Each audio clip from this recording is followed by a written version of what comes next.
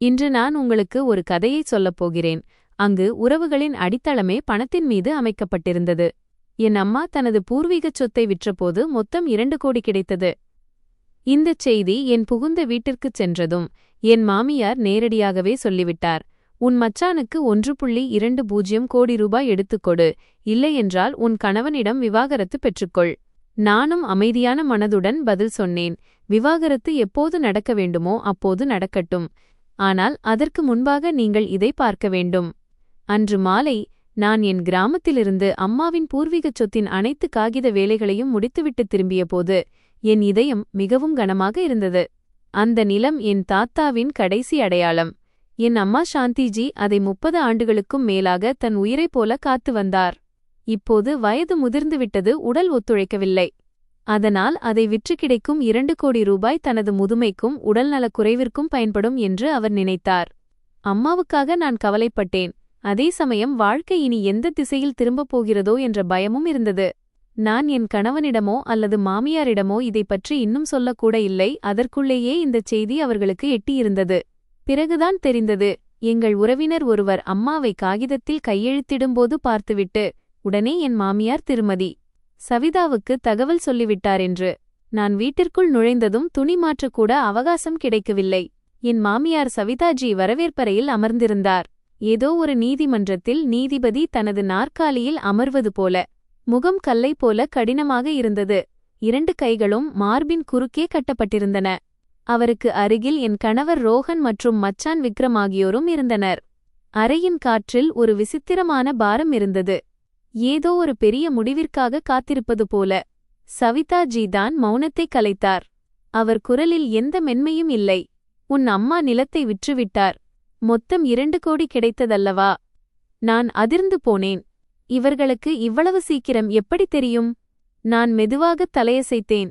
அவர் எனக்கு எதையும் பேசும் வாய்ப்பை தரவில்லை. சரி, அதில் 1.20 கோடியை விக்ரமிடம் கொடுத்துவிடு. அவன் தனது நிறுவனத்தை தொடங்க வேண்டும். கையில் ஒரு பெரிய புராஜெக்ட் இருக்கிறது. பணத்தட்டுப்பாடு மட்டுமே குறையாக உள்ளது. நான் அங்கேயே உறைந்து போனேன். 1.20 கோடி. இது என் அம்மாவின் வாழ்நாள் சேமிப்பில் பாதியுக்கும் மேலான பகுதி.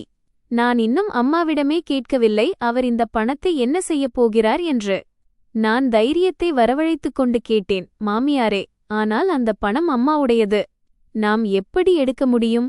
சவிதாஜி மேஜையின் மீது பலமாகத் தட்டினார். ஏனென்றால் நீ இந்த வீட்டின் மருமகள். இத்தனை ஆண்டுகளாக இங்கு சாப்பிட்டு வளர்ந்திருக்கிறாய். இப்போது வீட்டிற்கு தேவைப்படும்போது உன் பொறுப்பை நீ புரிந்து கொள்ள வேண்டும். நான் பதில் சொல்வதற்கு முன்பே அவர் உறைபனி குரலில் சொன்னார், பணம் கொடுக்கவில்லை என்றால் நான் ரோஹனிடம் சொல்லி உனக்கு விவாகரத்து பெற்றுத் தருவேன். இந்த வீட்டில் இப்படிப்பட்ட சுயநலமான மருமகளை நாங்கள் வைத்துக்கொள்ள முடியாது. இந்த வார்த்தைகள் என் இதயத்தில் கத்தி போல இறங்கின. நான் நம்பிக்கையுடன் என் கணவரை பார்த்தேன். ரோஹன் அமைதியாக அமர்ந்திருந்தான். 2 கைகளும் பிணைந்திருக்க கண்கள் தரையை நோக்கி இருந்தன. அவரிடமிருந்து எந்த எதிர்ப்பும் இல்லை, என்னை காக்க ஒரு சொல்லும் இல்லை. அவனது இந்த மௌனம் எந்த அவமானத்தை விடவும் அதிக வலியை தந்தது. அதுவரை கால்மேல் கால் போட்டு அமர்ந்திருந்த விக்ரம் ஒரு எகத்தாள புன்னகையுடன் சொன்னான், அண்ணி, இத்தனை வருஷமா இந்த வீட்டின் மருமகள். உங்க மச்சானுக்கு இவ்வளவு கூட உதவி செய்ய முடியலைனா அப்புறம் என்ன பிரயோஜனம்? நான் கம்பெனி ஆரம்பிப்பேன், பணக்காரன் ஆவேன், அப்புறம் நீங்களும் ஜாலியா இருக்கலாம். அந்த அறையில் அமர்ந்திருந்த ஒவ்வொருவரையும் பார்த்தேன். யாருக்கும் என் அம்மாவின் கவலை இல்லை. 60 வயதுக்கும் மேலான ஒரு விதவை பெண் தன் முதுமைக்கால ஆதாரத்திற்காக பூர்வீக நிலத்தை விற்றது அவர்களுக்கு தெரியவில்லை. அவர்கள் கண்களில் அந்த 2 கோடி வெறும் பணம் மட்டுமே. ஒரு வியாபார வாய்ப்பு, அதை சரியாக பயன்படுத்திக் கொள்ள வேண்டும், அவ்வளவுதான். சூழல் இழுக்கப்பட்ட கம்பி போல பதற்றமாக இருந்தது. சவிதாஜி மீண்டும் மேஜையில் தட்டினார். இந்த முறை இன்னும் பலமாக. நான் கடைசியாக கேட்கிறேன், முடிவெடு, பணம் அல்லது திருமணம்? பணம் அல்லது திருமணம்? என் வாழ்க்கை என்னை இப்படி ஒரு இக்கட்டான சூழலில் கொண்டு வந்து நிறுத்தும் என்று நான் ஒருபோதும் நினைக்கவில்லை. நான் 6 ஆண்டுகளாக இந்த வீட்டில் இருக்கிறேன். குழந்தையை பெற்றெடுத்தேன், வீட்டை நிர்வகித்தேன், வீட்டை சீரமைக்க பணம் செலவழித்தேன். நோயின் போது சேவை செய்தேன். இன்று என் விலை 3 கோடி என்று நிர்ணயிக்கப்படுகிறது. நான் ஒரு ஆழ்ந்த மூச்சை எடுத்தேன். அந்த ஒரு நிமிடம் என் இதயம் விசித்திரமாக அமைதியடைந்தது. கோபமும் இல்லை, பதற்றமும் இல்லை. ஒரு உணர்வு மட்டும் தெளிவாக இருந்தது. இன்று நான் பின்வாங்கினால் வாழ்நாள் முழுவதும் இதேபோல நசுக்கப்படுவேன். நான் மெதுவாக என் அறைக்குச் சென்றேன். என் பர்ஸை திறந்தேன். என் கைகள் நடுங்கவில்லை. நான் ஏற்கனவே கவனமாக எடுத்து வைத்திருந்த சில காகிதங்களை அதிலிருந்து எடுத்தேன். நான் அவற்றை சவிதா ஜிக்கு முன்னால் மேஜையின் மீது வைத்தேன். நான் நேரடியாக அவர் கண்களை பார்த்துச் சொன்னேன். என் குரல் அவ்வளவு அமைதியாக இருந்ததை பார்த்து எனக்கே ஆச்சரியமாக இருந்தது. விவாகரத்து செய்ய வேண்டும் என்றால் தாராளமாகச் செய்யுங்கள். ஆனால் அதற்கு முன்பாக நீங்கள் இதை பார்க்க வேண்டும். அறை முழுவதும் நிசப்தம் நிலவியது. விக்ரமின் புருவங்கள் சுருங்கின. ரோஹன் நிமிர்ந்து என்னை பார்த்தான். அவனது கண்களில் பயம் இருந்தது. சவிதா ஜி ஒரு நிமிடம் தயங்கினார். ஆனால் தனது திமிரைத் தக்கவைக்க முயன்று, இது என்ன நாடகம் என்று கேட்டார். நான் உடனே பதில் சொல்லவில்லை. காகிதங்களை அவர் பக்கம் நகர்த்தினேன். என் கண்களில் இப்போது அந்த அடங்கிப்போன மருமகளின் பார்வை இல்லை. நான் நிறைய பொறுத்துக்கொண்டேன். நிறைய மௌனமாக இருந்தேன். என் மனதில் ஒரு மின்னல் போல ஒரு விஷயம் தோன்றியது. நான் அப்பாவி, என்னை பயமுறுத்துவது எளிது என்று இவர்கள் நினைக்கிறார்கள். கணவனை இழந்துவிடுவோம் என்ற பயத்தில் நான் அமைதியாக பணத்தை கொடுத்து விடுவேன் என்று இவர்கள் நினைக்கிறார்கள். நான் எதிர்த்து நிற்கத் துணிய மாட்டேன் என்று இவர்கள் நினைக்கிறார்கள். ஆனால் இந்த நாளுக்காக நான் நீண்ட நாட்களாக அமைதியாக தயாராகி வந்தேன் என்பதை அவர்கள் அறியவில்லை. நான் நாற்காலியில் அமர்ந்தேன். கைகளை கட்டிக்கொண்டு என் குரல் ஆழமாகவும் உறுதியாகவும் இருந்தது. விவாகரத்து செய்வது அல்லது செய்யாதது ரோஹனின் முடிவு. ஆனால் என் அம்மாவின் பணத்தைப் பற்றி தீர்மானிக்கும் அதிகாரம் யாருக்கும் இல்லை. இந்த காகிதங்களில் இருப்பது இந்த திருமணம் முறிந்துவிடுமோ என்ற பயம் எனக்கு ஏன் இல்லை என்பதை நீங்கள் அனைவருக்கும் புரியவைக்கும். யாரும் எதுவும் பேசவில்லை. சுவரிலிருந்த கடிகாரத்தின் டிக் டிக் சத்தம் மட்டும் கேட்டது. நான் ஒவ்வொருவரையும் பார்த்தேன். ஏதோ ஒரு நீதிமன்ற விசாரணை இப்போதுதான் தொடங்கியது போலிருந்தது. இந்த முறை நான் குற்றவாளி கூண்டில் நிற்கவில்லை. நான் அப்பாவியான, அனைத்தையும் சகித்துக்கொள்ளும் மருமகள் என்று அவர்கள் நினைத்தார்கள். ஆனால் அவர்களுக்கு தெரியாது இந்த நாளுக்காக நான் எவ்வளவு நீண்ட நாட்களாக காத்திருந்தேன் என்று. நான் மேஜையின் நடுவே வைக்கப்பட்டிருந்த அதே கோப்பை பார்த்து கொண்டிருந்தேன். என் மனம் ஆச்சரியப்படும் வகையில் அமைதியாக இருந்தது. சவிதா ஜி இன்னும் கடுமையாக இருக்க முயற்சி செய்து கொண்டிருந்தார். விக்ரம் என்னை அப்படியே விழுங்கிவிடுவது போல வெறித்துக் கொண்டிருந்தான். ரோஹன் அமைதியாக அமர்ந்திருந்தான். அவனது கண்கள் அலைபாய்ந்தன. ஏதோ ஒரு மனிதன் 2 பள்ளங்களுக்கு இடையே நின்று கொண்டிருப்பது போல. அதே கணத்தில் கடந்த 8 ஆண்டுகளாக ஒரு மருமகளாக என் வாழ்க்கை ஒரு மெதுவான திரைப்படம் போல என் மனதில் ஓடியது. இன்று நடப்பவை அனைத்தும் திடீரென நடக்கவில்லை என்பது எனக்கு புரிந்தது. நான் அமைதியாக இருக்க தேர்ந்தெடுத்த எண்ணற்ற தருணங்களின் விளைவுதான் இது. பரவாயில்லை, இது என் குடும்பம்தானே என்று என்னை நானே சமாதானப்படுத்திக் கொண்ட தருணங்கள். என் பெயர் பிரியா. ரோஹனுக்கும் எனக்கும் திருமணம் நடந்து 8 ஆண்டுகள் ஆகின்றன. அப்போது நாங்கள் இருவரும் இளமையாக இருந்தோம். ஒருவருக்கொருவர் வைத்திருந்த அன்பே போதுமானது என்று நம்பினோம். ரோஹன் அந்த நேரத்தில் மிகவும் நேரானவன், குறைவாக பேசுபவன், பொறுமையானவன். அவன் ஒரு தனியார் கட்டுமான நிறுவனத்தில் பொறியாளராக இருந்தான். அதிகாலையில் வேலைக்குச் செல்வான், நள்ளிரவில்தான் திரும்புவான். அவன் துணிகளிலிருந்து எப்போதும் சிமெண்ட் மற்றும் இரும்பின் மணம் வீசும். அவனுக்கு இனிமையாக பேசத் தெரியாது. ஆனால் அவன் நேர்மையானவன். மது அல்லது எந்த தீய பழக்கமும் அவனுக்கு இல்லை. இப்படிப்பட்ட ஒரு மனிதனை மனம் முடித்தால் வாழ்க்கை நிம்மதியாக இருக்கும் என்று நான் நினைத்தேன். நான் மருமகளாக வந்தபோது புகுந்த வீடு நகரத்தின் நல்ல பகுதியில் இருந்ததால் நிம்மதி பெருமூச்சு விட்டேன். பொருளாதார நிலை வெளியிலிருந்து பார்க்க நன்றாகவே இருந்தது. பணக்காரர்கள் அல்ல என்றாலும் எந்த தட்டுப்பாடும் இல்லை. சவிதா ஜி அப்போது இப்படி இருக்கவில்லை. அவர் மெதுவாக பேசுவார். அனைவரிடமும் சிரித்து பேசுவார். என் கையைப் பிடித்து என் சொந்தத் தாயைப் போலவே வருடுவார். ஒரு நாள் அவர் என்னிடம் சொன்ன ஒரு விஷயம் எனக்கு எப்போதும் நினைவிருக்கிறது. மகளே, என்னை உன் அம்மாவாகவே நினைத்துக்கொள். இப்போது நீ இந்த வீட்டின் அங்கமாகிவிட்டாய். இதை கேட்டதும் என் இதயம் நெகிழ்ந்தது. நான் எவ்வளவு கொடுத்து வைத்தவள் என்று நினைத்தேன். அனைவருக்கும் இப்படி ஒரு மாமியார் கிடைப்பதில்லை. நான் அந்த நேரத்தில் ஒரு வங்கியில் வேலை செய்து கொண்டிருந்தேன். சம்பளம் மிக அதிகம் இல்லை என்றாலும் அது நிலையானது. எனக்கு ஒரு ஒழுங்கான வாழ்க்கை பிடிக்கும். நான் மருமகளாக இருப்பதிலோ அல்லது வீட்டு வேலைகளை செய்வதிலோ எந்த தயக்கமும் காட்டவில்லை. ஏனெனில் நான் என் வீட்டை நன்றாக உருவாக்க விரும்பினேன். திருமணத்திற்குப் பிறகு நான் அவர்களுடனேயே வசிக்கத் தொடங்கினேன். ஆரம்ப நாட்களில் ஒவ்வொரு வேலையையும் ஒரு புதிய குடும்ப உறுப்பினராக முழு மனதுடன் செய்தேன். அதிகாலையில் எழுந்து மாமியாருக்கு உதவுவது, வீட்டை சுத்தம் செய்வது, கடைத்தெருவிற்குச் செல்வது, எந்நேரமும் உணவை கவனித்துக் கொள்வது. நான் எப்போதும் என்னை நானே சமாதானப்படுத்திக் கொள்வேன். கொஞ்சம் கடினமாக உழைத்தால் மாமியாரின் மனதை வென்றுவிடலாம். பிறகு நான் கர்ப்பமானேன். ஒரு பெண் குழந்தையை பெற்றெடுத்தேன். பிரசவத்திற்குப் பிறகு நான் வங்கி வேலையை விட வேண்டியிருந்தது. ஏனெனில் குழந்தையை பார்த்துக்கொள்ள யாரும் இல்லை. ஒரு ஆயாவிடம் அவளை விடுவது எனக்கு விருப்பமில்லை. அந்த நேரத்தில் சவிதாஜி அவர்களே சொன்னார்கள், மகளே, நீ வேலையை விட்டுவிட்டு வீட்டில் குழந்தையை கவனித்துக்கொள். வீட்டுச் செலவுகளை நான் பார்த்துக் கொள்கிறேன் என்று அவர்கள் சொன்னதை நான் நம்பினேன். தன் பேத்தி மற்றும் மருமகள் மீதுள்ள அன்பினால்தான் இப்படிச் சொல்கிறார் என்று நினைத்தேன். நான் என் வாழ்க்கையை ஒருபுறம் ஒதுக்கி வைத்துவிட்டு வீட்டை நிர்வகிக்கச் சம்மதித்தேன். ஆனால் அங்கிருந்துதான் நான் அந்த தியாகத்தின் சுழலில் சிக்கத் தொடங்கினேன். அதை உணர்ந்து கொள்ள எனக்கு பல ஆண்டுகள் ஆனது. வீட்டில் நான் குழந்தையை பார்த்துக் கொள்வேன், சமையலும் செய்வேன். ரோஹன் வேலையிலிருந்து சோர்வாக வருவான், வந்ததும் அப்படியே படுத்துவிடுவான்.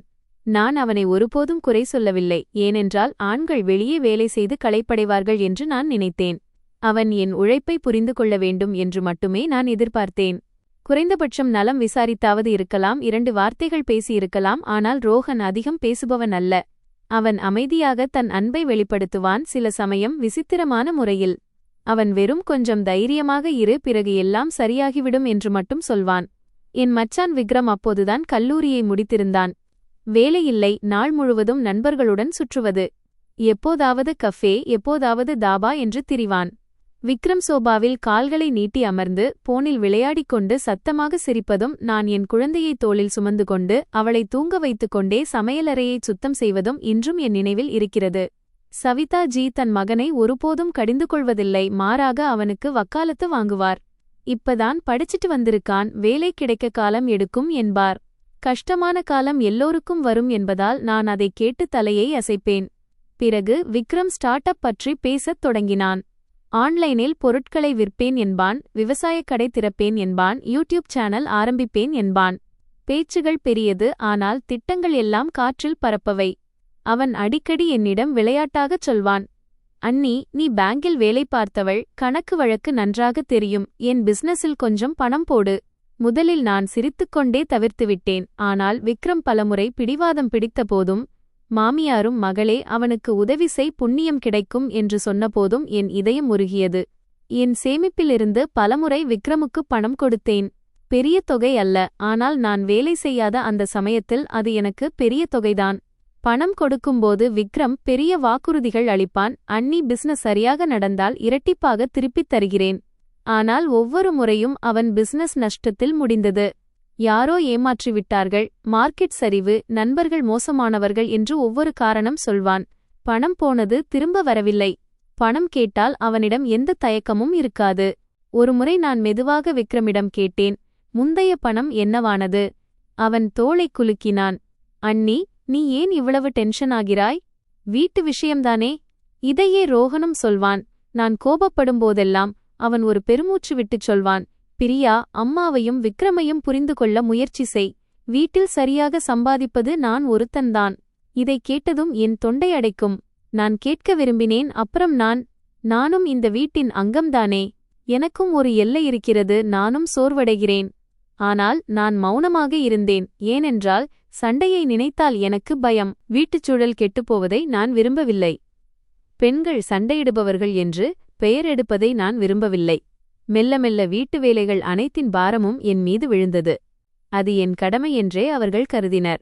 யாருக்கு என்ன தேவை என்றாலும் என்னைத்தான் அழைப்பார்கள்.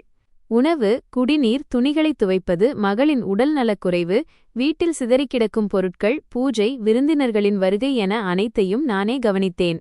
சில சமயம் நான் மிகவும் களைப்படைந்து படுக்க வேண்டும் என்று நினைப்பேன். ஆனால் நான் சாய்ந்த உடனேயே சவிதாஜியின் குரல் கேட்கும், பிரியா, கொஞ்சம் டீ போடு. நான் ஓடிச் செல்வேன். நான் ஒருபோதும் மறுத்ததில்லை, ஏனென்றால் சற்று வளைந்து கொடுத்துச் சென்றால் வீட்டில் அமைதி நிலவும் என்று நினைத்தேன். ஆனால் நான் வளைந்து கொடுத்த இந்தச் செயலே அவர்கள் என்னை அற்பமானவளாக கருத காரணம் என்பதை நான் உணரவில்லை. ஒருமுறை நான் கொடுத்ததால் நான் எப்போதும் தருவேன் என்று அவர்கள் நினைத்தார்கள். ஒருமுறை பொறுத்துக் கொண்டதால் வாழ்நாள் முழுவதும் பொறுத்துக் கொள்வேன் என்று அவர்கள் கருதினார்கள். என்னை உன் அம்மாவாகவே நினைத்துக்கொள் என்று சொல்லப்பட்ட மருமகள் மெல்ல மெல்ல எல்லா வேலைகளையும் செய்ய வேண்டிய, எல்லாவற்றையும் சகித்துக்கொள்ள வேண்டிய, பணமும் கொடுக்க வேண்டிய ஒரு நபராக மாறினாள். வெறும் மருமகள் என்பதற்காகவே இதெல்லாம் நடந்தது.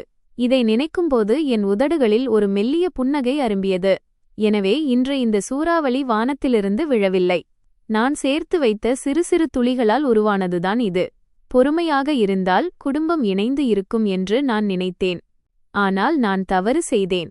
நீண்ட பொறுமை சில நேரங்களில் குடும்பத்தை இணைப்பதில்லை, மாறாக மற்றவர்களை நம்மை மிதித்துச் செல்ல பழகிவிடுகிறது. இவர்களுக்கு உடல்நலக்குறைவு ஏற்பட்டபோது, என் மகள் பிறந்தபோது நடந்தவை எனக்கு நன்றாக நினைவிருக்கிறது. பிரசவ அறையிலிருந்து என்னை வெளியே கொண்டு வந்த நாளில் என் உடல் இன்னும் நடுங்கிக் கொண்டிருந்தது. வியர்வையும் கண்ணீரும் இன்னும் காயவில்லை. என் கணவர் புன்னகையுடன் குழந்தையை தன் மடியில் வாங்கி, உனக்கு மிகவும் சிரமமாக இருந்திருக்கும் என்று சொல்ல வேண்டும் என்றுதான் நான் நினைத்தேன். ஆனால் முதலில் நான் கேட்டது சவிதாஜியின் கூர்மையான பார்வை, காற்று போல மெல்லியதாக ஆனால் ஊசியைப் போல தைக்கும் ஒரு வாக்கியம், பெண் குழந்தை பிறந்திருக்கிறது. சரி, பரவாயில்லை. ஆனால் ஆண் குழந்தையை பெற்றெடுக்க முடியவில்லை என்றால் குறைந்தது குறையை ஈடு செய்யும் அளவுக்கு பணம் இருக்க வேண்டும். நான் உறைந்து போனேன். நான் தவறாக கேட்டுவிட்டேனோ என்று நினைத்தேன். பிரசவத்தின் வலியை நினைத்து அழுவதா அல்லது இதயத்தின் வலியை நினைத்து அழுவதா என்று புரியவில்லை. ரோஹன் அருகிலேயே நின்றான். அவன் முகம் சற்று விசித்திரமாக மாறியது. பிறகு அவன் சூழலை சமாளிக்க, அம்மா, நீங்களும் என்ன இப்படிச் சொல்கிறீர்கள்? பெண் என்ன, ஆண் என்ன? நம் குழந்தைதானே என்று சொன்னான். அவன் சொன்னான், ஆனால் அவன் குரலில் உறுதியில்லை. சவிதாஜி பதில் சொல்லவில்லை. பேத்தியை தன் மடியில் வைத்துக்கொண்டு அடுத்த முறை பையனுக்காக முயற்சி செய்ய வேண்டும் என்று முணுமுணுத்துக் கொண்டே இருந்தார். நான் மருத்துவமனை படுக்கையில் படுத்தபடி வெள்ளை நிற கூரையை வெறித்துக் கொண்டிருந்தேன். மாமியார் தெரியாமல் சொல்லிவிட்டாரோ? வயதானவர், அதனால் பழைய சிந்தனை என்று என்னை நானே சமாதானப்படுத்திக் கொண்டேன். நான் என் மகளை அமைதியாக வளர்க்க விரும்பியதால் அதை புறக்கணிக்க முயன்றேன். ஆனால் நான் புறக்கணித்ததுதான் எதிர்காலத்தில் நடக்கவிருந்த அவமானங்களுக்கு முதல் அஸ்திவாரமாக அமைந்தது. அன்று முதல் சவிதாஜி ஒவ்வொரு விஷயத்திலும் தலையிடத் தொடங்கினார். பால் சுரக்க நான் என்ன சாப்பிட வேண்டும், அதற்காக நான் எவ்வளவு பணம் செலவழிக்கிறேன் என அனைத்திலும் அவர் தலையீடு இருந்தது. ஒரு மாலை என் அம்மாவின் வீட்டிற்குச் சென்றால் உடனே அவர் ஃபோன் வரும், சீக்கிரம் வீட்டிற்கு வா, இங்கே எத்தனை வேலைகள் கிடப்பில் இருக்கின்றன. பிரசவத்திற்கு பிறகு நான் என் தாய் வீட்டிலிருந்து வந்தபோது என் அம்மா அன்புடன் எனக்கு சில பணம் கொடுத்தார், பால் மற்றும் குழந்தைக்கு தேவையான பொருட்களுக்காக. இதை பார்த்த சவிதாஜி விளையாட்டாக சொன்னார், உன் அம்மா கொடுத்ததுதானே, என்னிடம் கொடு, நான் வைத்திருக்கிறேன். பெண்களின் கையில் பணம் தங்காது, வீணாக செலவு செய்வார்கள். நான் வெட்கத்தால் சிவந்து போனேன். அந்த பணம் என் அம்மா எனக்கு கொடுத்தது. நான் ஒரு அறிவற்ற குழந்தை என்பது போல அவர் பேசினார். பிறகு நான் எப்போது தாய் வீட்டிற்குச் சென்றாலும் அவர் ஒரே ஒரு கேள்விதான் கேட்பார், உன் அம்மா நன்றாக இருக்கிறாரா என்று கேட்பதற்கு பதிலாக, உன் அம்மாவிடம் ஏதாவது பணம் இருக்கிறதா, ஏதாவது கிடைத்ததா? கடைசியில் அவர்களும் நம்முடைய சொந்தக்காரர்கள்தானே தேவைப்படும். இதை கேட்கும்போது என் மூச்சு திணறியது. என் அம்மா ஒன்றும் பெரிய பணக்காரர் இல்லை. அவர்களிடம் இருந்த பூர்வீக நிலம் அவர்களது முதுமை மற்றும் நோய் காலத்திற்கானது. ஆனால் என் மாமியாரின் பார்வையில் தாய் வீட்டாரிடம் என்ன இருந்தாலும் அதன் மீது புகுந்த வீட்டாருக்கு உரிமை இருந்தது. நான் வருத்தமடையத் தொடங்கினேன். ஆனால் மென்மையாகச் சொன்னேன், மாமியாரே, அந்த பணம் அம்மாவுடையது, நான் கேட்க முடியாது. சவிதாஜி உடனே கோபமடைந்தார். கேட்க முடியாது என்றால் நீ இந்த வீட்டை அந்நியமாக நினைக்கிறாயா? இங்கே வசிக்கிறாய், இங்கே சாப்பிடுகிறாய். உன் மகளும் இந்த வீட்டின் பெயரைச் சொல்லிதான் வாழப்போகிறாள். குடும்பத்திற்கு சிறிய உதவி செய்வதற்கு உனக்கு இவ்வளவு கஷ்டமாக இருக்கிறதா? இதைக் கேட்டதும் நான் துக்கமும் கோபமும் அடைந்தேன். ஆனால் எப்போதும் போல நான் மௌனமாக இருந்தேன். வாதிடுவதால் ஒன்றும் ஆகப்போவதில்லை, என் கணவருக்குத்தான் கஷ்டம் என்று நினைத்தேன். நான் நினைத்தது போலவே ரோஹன் எப்போதும் நடுநிலையான பாதையைத்தான் தேர்ந்தெடுப்பான். அது உண்மையில் அவன் அம்மாவின் பக்கம்தான் இருக்கும். நான் கோபப்படும்போதெல்லாம் அவன் பெருமூச்சு விட்டு, விடு பிரியா, அம்மா அப்படித்தான் பேசுவார். அமைதிக்காக மௌனமாக இரு என்று சொல்வான். அமைதிக்காக மௌனமாக இரு மைனஸ் இந்த வாக்கியம் இந்த வீட்டில் நடக்கும் ஒவ்வொரு அநீதிக்கும் போர்த்தப்பட்ட ஒரு மெல்லிய போர்வையாகிவிட்டது. நான் எவ்வளவு மௌனமாக இருந்தேனோ அவ்வளவு தைரியம் அவர்களுக்கு அதிகரித்தது. என் மகளின் பெயரில் நான் ஒரு சேமிப்பு கணக்கை தொடங்கியபோது அவமானத்தின் உச்சம் நடந்தது. அவள் படிப்பிற்காக உதவும் என்று நினைத்து ஒவ்வொரு மாதமும் ஒரு சிறிய தொகையை அதில் சேமித்தேன். கெட்ட காலத்தில் உதவும் என்று நினைத்து இதை யாரிடமும் சொல்லவில்லை. ஆனால் ஒருநாள் நான் வெளியே சென்று திரும்பியபோது சவிதாஜி சமையலறையில் விக்ரமிடம் சாதாரணமாக பேசுவதைக் கேட்டேன். அந்த சிறியவளின் பாஸ்புக்கை நான் எடுத்துவிட்டேன். சில நாட்களுக்கு உனக்கு தருகிறேன். குழந்தையிடம் பணத்தை வைத்துக்கொண்டு என்ன செய்யப் போகிறான்? நான் சமையலறை வாசலிலேயே உறைந்து போனேன். என் கையில் இருந்த காய்கறி பையை எவ்வளவு பலமாக பிடித்தேன் என்றால் காய்கறிகள் நசுங்கிவிட்டன. நான் உள்ளே சென்று அமைதியாக இருக்க முயற்சி செய்து கேட்டேன், மாமியாரே, என் மகளின் பாஸ்புக்கை ஏன் எடுத்தீர்கள்? சவிதாஜி திரும்பினார். முகத்தில் எந்த உணர்ச்சியும் இல்லை. என்ன என்றால் என்ன? விக்ரமுக்கு கொடுத்திருக்கிறேன். அவனுக்கு பிசினஸிற்கு பணம் தேவைப்படுகிறது. அந்த பணம் வங்கியில் என்ன அதிக வட்டியா தந்துவிடப் போகிறது? என் கைகால்கள் தளர்ந்து போயின. நான் முதல் முறையாக இவ்வளவு உறுதியுடன் எதிர்த்தேன். அந்த பணம் என் மகளுடையது. நீங்கள் அதை இப்படி எடுக்க முடியாது. சவிதாஜி மேஜையில் ஓங்கித் தட்டினார். நான் எடுக்க முடியாதா? நான் உன் மாமியார். இந்த வீட்டிலெல்லாம் பொதுவானது. நினைவில் வைத்துக்கொள், இந்த வீட்டின் பணம் அனைவருக்குமானது. நான் உதவிக்காக ரோஹனை பார்த்தேன். என் கணவராவது நீதியைப் பற்றி பேசுவார் என்று நினைத்தேன். ஆனால் ரோஹன் முகம் சுளித்தான். என்னை ஒரு மூலைக்கு அழைத்துச் சென்று மெதுவாக கூறினான், விடு பிரியா, அம்மா இப்படித்தான் பேசுவார். நான் அம்மாவிடம் பேசுகிறேன். ஆனால் அவன் ஒருபோதும் பேசவில்லை. அவன் எப்போதும் நான் பேசுகிறேன் என்று சொல்வான். ஆனால் முடிவு எப்போதும் எதுவுமே நடக்காது. அந்த நாளில்தான் இந்த வீட்டில் என் குரலுக்கு மதிப்பு மிகக் குறைவு என்பதை நான் உணரத் தொடங்கினேன். மாமியாரை விட, மச்சானை விட, என் கணவன் காப்பாற்ற முயன்ற அந்த போலி அமைதியை விட என் குரல் பலவீனமாக இருந்தது. விக்ரமின் செல்லம் அவனை இன்னும் சோம்பேறியாக மாற்றியிருந்தது. நான் எப்போதெல்லாம் பணத்தை நினைவூட்டுகிறேனோ அப்போதெல்லாம் அவன் சிரித்துக்கொண்டே சொல்வான், அண்ணி, பேங்கில் வேலை பார்த்ததாலேயே இவ்வளவு கஞ்சத்தனமா? பணம் எதற்கு? இறந்த பிறகு கூடவா வரும்? ஒருமுறை அவன் ரோஹனுக்கு முன்னாலேயே சொன்னான், அண்ணி ரொம்ப கணக்கு பார்க்கிறாள். நாளைக்கு ரோஹன் அண்ணன் போர் அடித்துவிட்டால் புகார் சொல்லாதே. இதை கேட்டதும் என் முகம் சுட்டெரித்தது. ரோஹன் அப்போது வெறும் புருவங்களை மட்டும் சுருக்கினான். நீ கொஞ்சம் குறைவாக பேசு என்று மட்டும் சொல்லிவிட்டு போய்விட்டான். ஆனால் எல்லாம் முன்பிருந்தது போலவே தொடர்ந்தது. நான் பொறுத்துக்கொண்டே இருந்தேன். ஏனென்றால் விக்ரம் வளர்ந்து திருந்துவான், மாமியார் புரிந்துகொள்வார், என் கணவன் என் பக்கம் நிற்பான் என்ற ஒரு அப்பாவித்தனமான நம்பிக்கை என் மனதில் இருந்தது. ஆனால் ஒவ்வொரு சம்பவமும் என் இதயத்தில் ஒரு விரிசலை ஏற்படுத்தியது. மெல்ல மெல்ல கசியும் சிறிய விரிசல், ஆனால் அது அங்கேதான் இருந்தது. ஒவ்வொரு அவமானத்திற்குப் பிறகும் அந்த விரிசல் இன்னும் அகலமானது. நான் காப்பாற்ற முயன்ற அனைத்தையும் அது ஒருநாள் தூக்கி எறிந்துவிடும் என்று எனக்கு தெரியவில்லை. மகளின் பாஸ்புக் சம்பவத்திற்குப் பிறகு நான் அந்த வீட்டில் வாழ்ந்தாலும் என் மனதில் ஒரு சந்தேகம் எப்போதும் இருந்தது. மருமகள், மனைவி மற்றும் தாயாக என் எல்லா பொறுப்புகளையும் நான் நிறைவேற்றிக் கொண்டிருந்தேன். ஆனால் எல்லாம் சரியாகிவிடும் என்ற நம்பிக்கை இப்போது உதிர்ந்த காகிதத்தைப் போல பலவீனமாகிவிட்டது. சரியாக அந்த சமயத்தில்தான் எங்கள் குடும்பம் ஒரு இக்கட்டான சூழலை அடைந்தது. அது ஒவ்வொரு மனிதனின் உண்மையான முகத்தையும் கண்ணாடி போல தெளிவாக காட்டியது. திருமணத்தின் 6வது ஆண்டில் ரோஹன் வேலை செய்த நிறுவனத்தின் நிலை மோசமடையத் தொடங்கியது. புராஜெக்டுகள் நின்றன. சம்பளம் வழங்குவதில் தாமதம் ஏற்பட்டது. அவனது சம்பளம் பாதியாக குறைந்தது. பல மாதங்கள் சம்பளமே கிடைக்கவில்லை. ரோஹன் வேலையிலிருந்து வீட்டிற்கு திரும்பும்போது இன்னும் அமைதியாகிவிடுவான். முகம் சோர்வாக இருக்கும். உணவை வேக வேகமாக உண்பான். என் கணவனை பார்த்து எனக்கு வருத்தமாக இருந்தது. ஆனால் வருத்தம் ஒருபுறம் இருந்தாலும் வீட்டை நடத்த வேண்டுமே, மகளை படிக்க வைக்க வேண்டுமே. மின்சாரம் மற்றும் தண்ணீர் கட்டணங்கள் சரியான நேரத்தில் வந்து கொண்டிருந்தன. நான் ரோஹனிடம் பேசினேன். இப்படியே செய்வோம். நான் மீண்டும் வேலைக்குச் செல்கிறேன். ஏதோ ஒரு நல்ல இடத்தில் விண்ணப்பிக்கிறேன். வீட்டிற்கு சிறிய உதவியாக இருக்கும். ரோஹன் தலையை ஆட்டினான். அதே பழைய வாக்கியத்தைச் சொன்னான். உனக்கு எது சரியாக தோன்றுகிறதோ அப்படியே செய். பல ஆண்டுகள் வீட்டிலிருந்த பிறகு நான் மீண்டும் வேலைக்குச் செல்லத் தொடங்கினேன். ஆரம்பத்தில் எனக்கு ஒரு சிறிய கிளையில் வேலை கிடைத்தது. சம்பளம் அதிகம் இல்லை, ஆனால் அது நிலையானது. என் கணவனின் சுமையை குறைக்க முயற்சிப்பதால் வீட்டார் இனி என்னை மதிப்பார்கள் என்று நினைத்தேன்.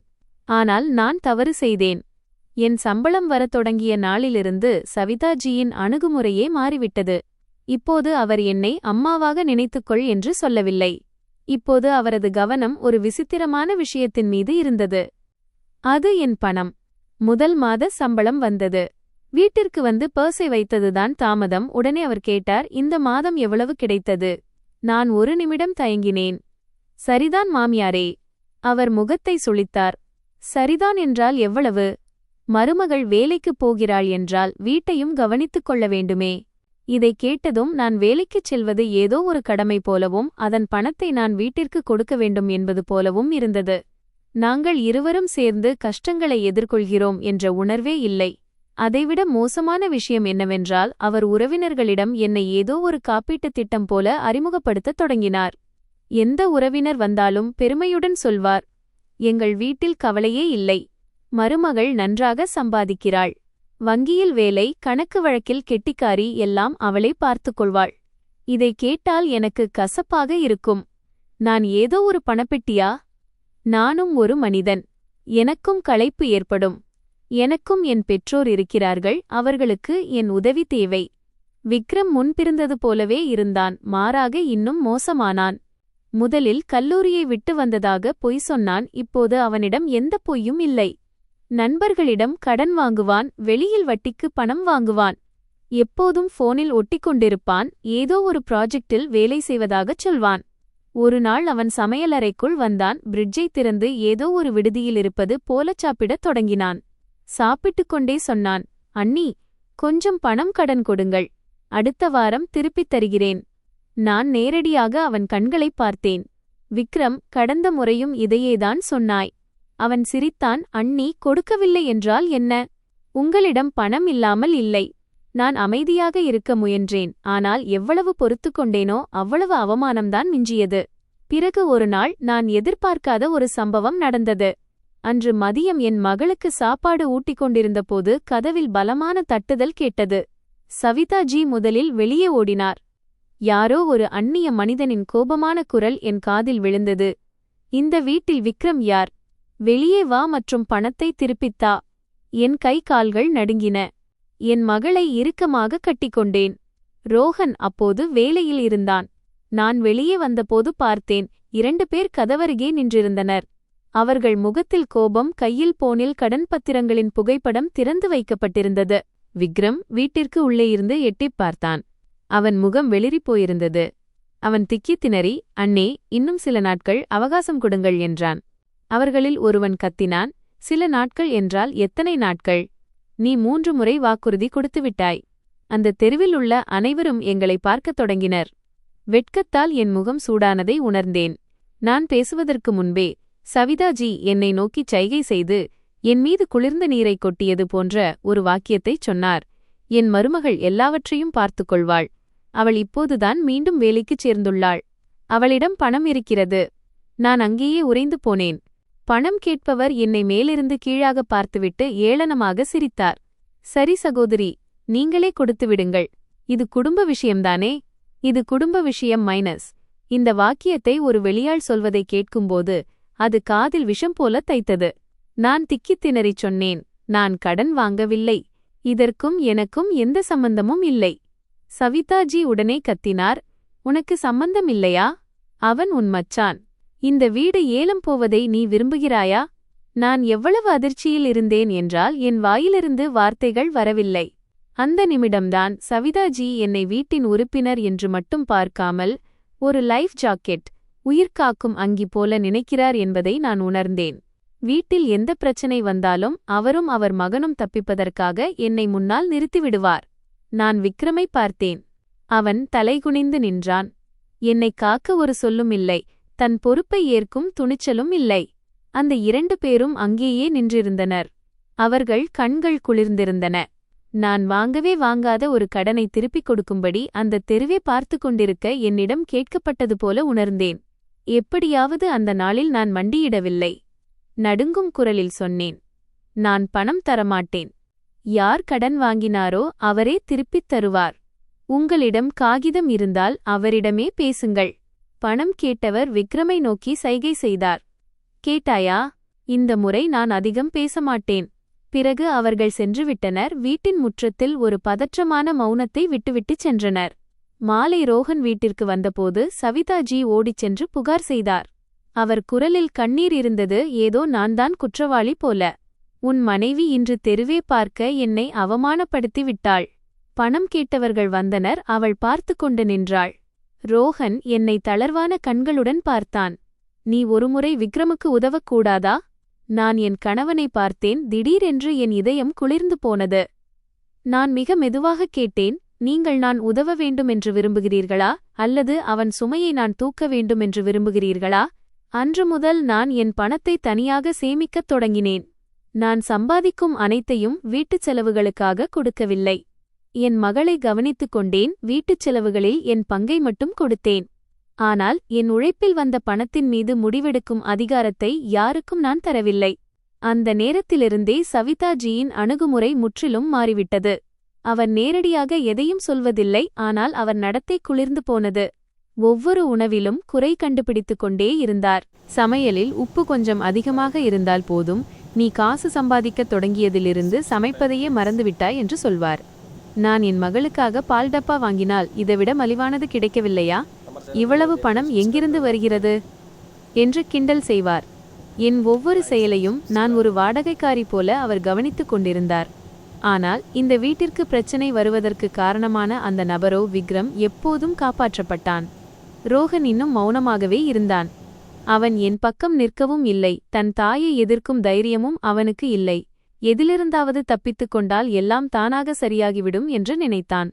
நான் ஒரு கசப்பான உண்மையை மிகத் தெளிவாக புரிந்து கொள்ளத் தொடங்கினேன். நான் இந்த வீட்டின் உறவினர் அல்ல. நான் ஒரு நிதி ஆதாரம் மட்டுமே. இக்கட்டான காலத்தில் அவர்கள் சாய்ந்து கொள்ளும் ஒரு தூண். அவர்களின் ஈகோவை, அகங்காரத்தை காப்பாற்ற அவர்கள் முன்னால் தள்ளும் முதல் நபர் நான். பணம் கேட்பவர்கள் வீட்டிற்கு வந்த சம்பவத்திற்குப் பிறகு நான் எல்லாவற்றையும் பார்த்தாகிவிட்டது என்று நினைத்தேன். ஆனால் ஒரு மருமகளாக என் வாழ்க்கையின் மிக மோசமான காலகட்டம் பணத்தை விட வலி மிகுந்த ஒரு சம்பவத்தால் வந்தது. என் அம்மா மருத்துவமனை படுக்கையில் இருந்தார்.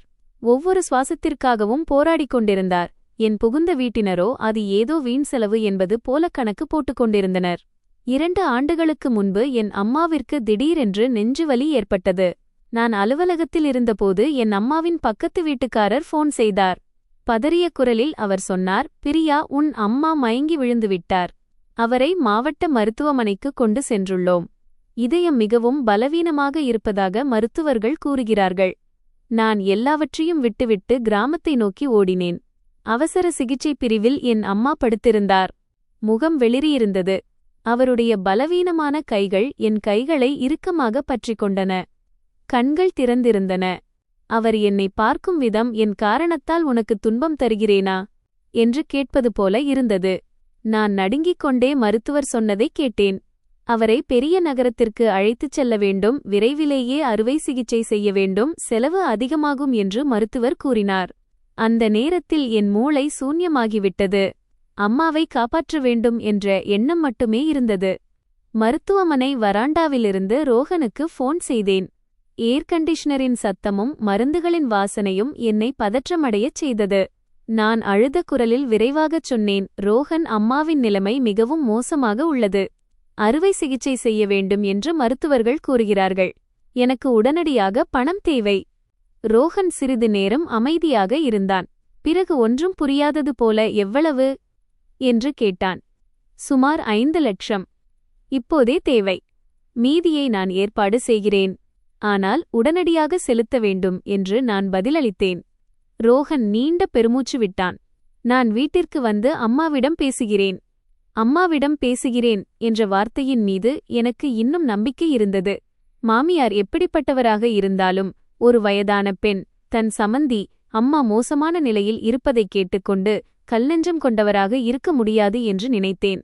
ஆனால் அந்த இரவு நான் மீண்டும் ஃபோன் செய்தபோது ரோஹனின் குரல் கனமாக இருந்தது. அம்மா மறுக்கிறார். நான் அதிர்ந்து போனேன். ஏன்? அம்மா மருத்துவமனையில் இருக்கிறாரே. ரோஹன் திக்கித் திணறி பேசினான். அம்மா சொல்கிறார்கள் அந்த பணம் விக்ரமின் எதிர்காலத்திற்காக சேமித்து வைக்கப்பட்டுள்ளது என்று. என் காதுகளையே என்னால் நம்ப முடியவில்லை. நான் மருத்துவமனை வராண்டாவில் நின்று அழுதேன். கஷ்டப்பட்டு பேசினேன். ரோஹன், மீண்டும் ஒரு முறை கேட்டுச் சொல். அந்த பணம் விக்ரமிற்காகவா? என் அம்மாவைப் பற்றி அவர்கள் என்ன நினைக்கிறார்கள்? ரோஹன் அமைதியானான். எனக்கு மிக முக்கியமான அந்த தருணத்தில் அவனது அந்த பழக்கப்பட்ட மௌனம் மீண்டும் முன்னால் வந்து நின்றது. அப்போதுதான் போனின் மறுபுறத்திலிருந்து சவிதாஜியின் உரத்த மற்றும் குளிர்ந்த குரல் கேட்டது. ஒவ்வொரு வார்த்தையும் தெளிவாக இருந்தது.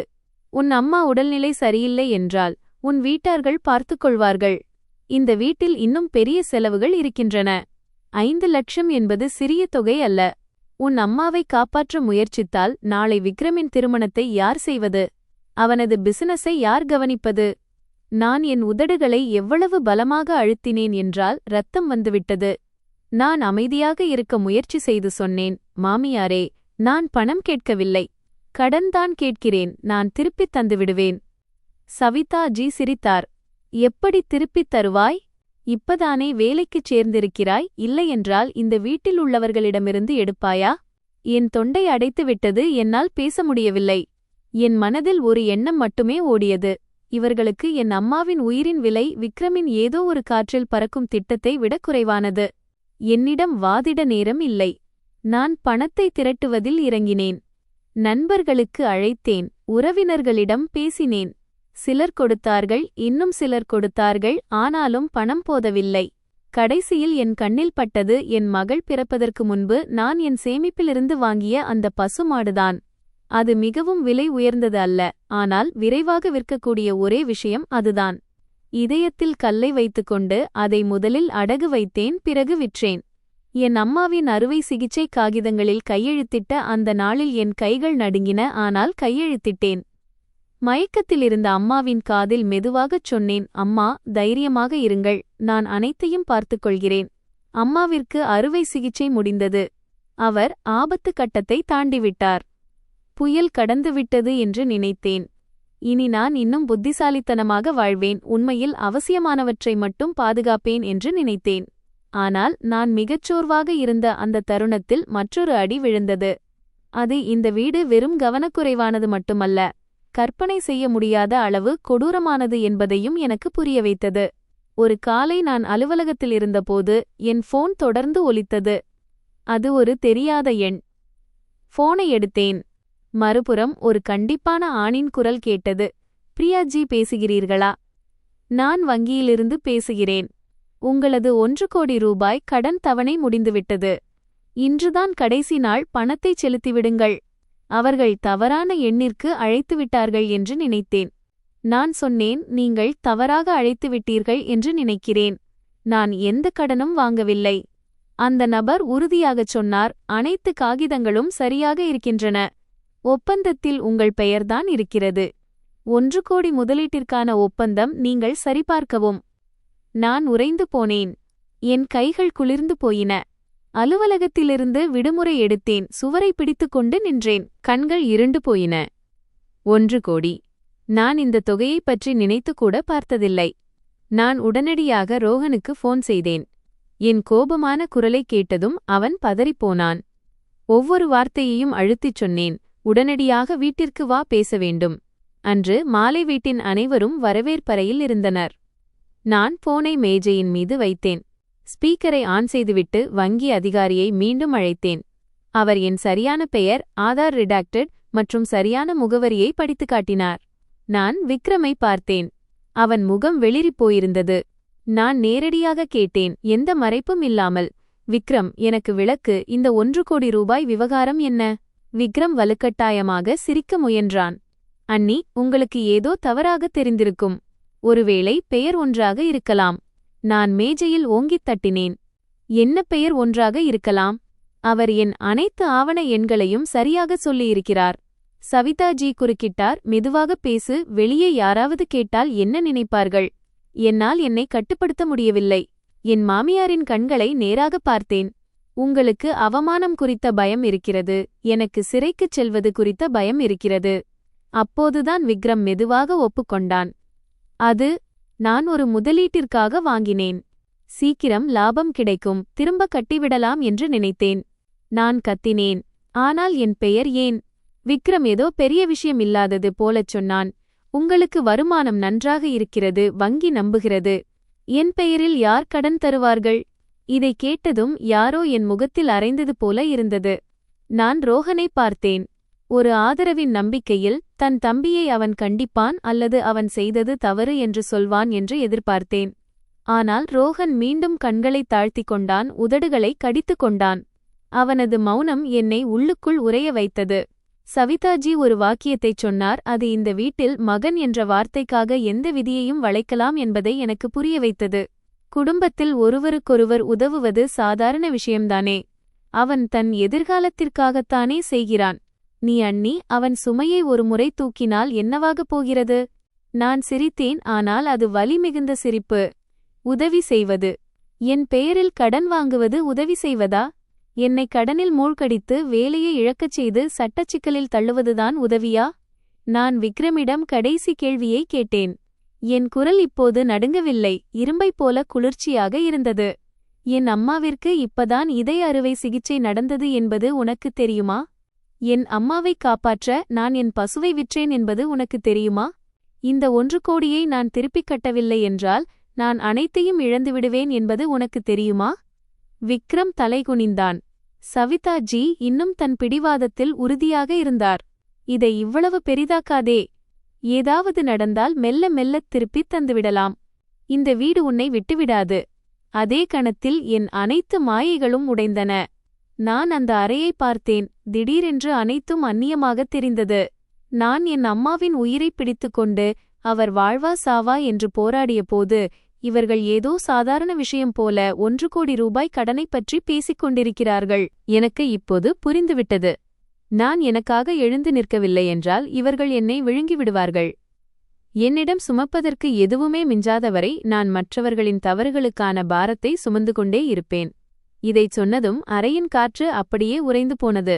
சவிதாஜி அமைதியாக அமர்ந்திருந்தார். ஆனால் அவர் கண்களில் இன்னும் கத்தி போன்ற கூர்மை இருந்தது. விக்ரம் தலைகுனிந்திருந்தான். ரோஹன் என்னை பார்ப்பதை தவிர்த்தான். நான் கெஞ்சினாலோ அல்லது குற்றம் சாட்டினாலோ இவர்கள் மீண்டும் குடும்பம் என்ற வார்த்தையைச் சொல்லி எல்லாவற்றையும் தட்டிக்கழித்து விடுவார்கள் என்று எனக்குத் தெரியும். இந்த வாக்கியத்தை நான் பலமுறை கேட்டுவிட்டேன். இவ்வளவு கேட்ட பிறகுதான் ஒரு விஷயத்தை புரிந்து கொண்டேன். இழப்பு தங்களுடையதாக இல்லாத போதுதான் மக்கள் குடும்பம் பற்றி பேசுகிறார்கள். என் பெயரில் கடன் வாங்கப்பட்டதை அறிந்த அன்றே எல்லாம் தானாக சரியாகிவிடும் என்று நம்புவதை நான் நிறுத்திவிட்டேன். நான் அமைதியாக கவனிக்கத் தொடங்கினேன். என் அறைக்கு யார் வருகிறார்கள், யார் என் பொருட்களைத் தேடுகிறார்கள், என் காகிதங்களைப் பற்றி யார் விசாரிக்கிறார்கள் என்பதையெல்லாம் கவனித்தேன்.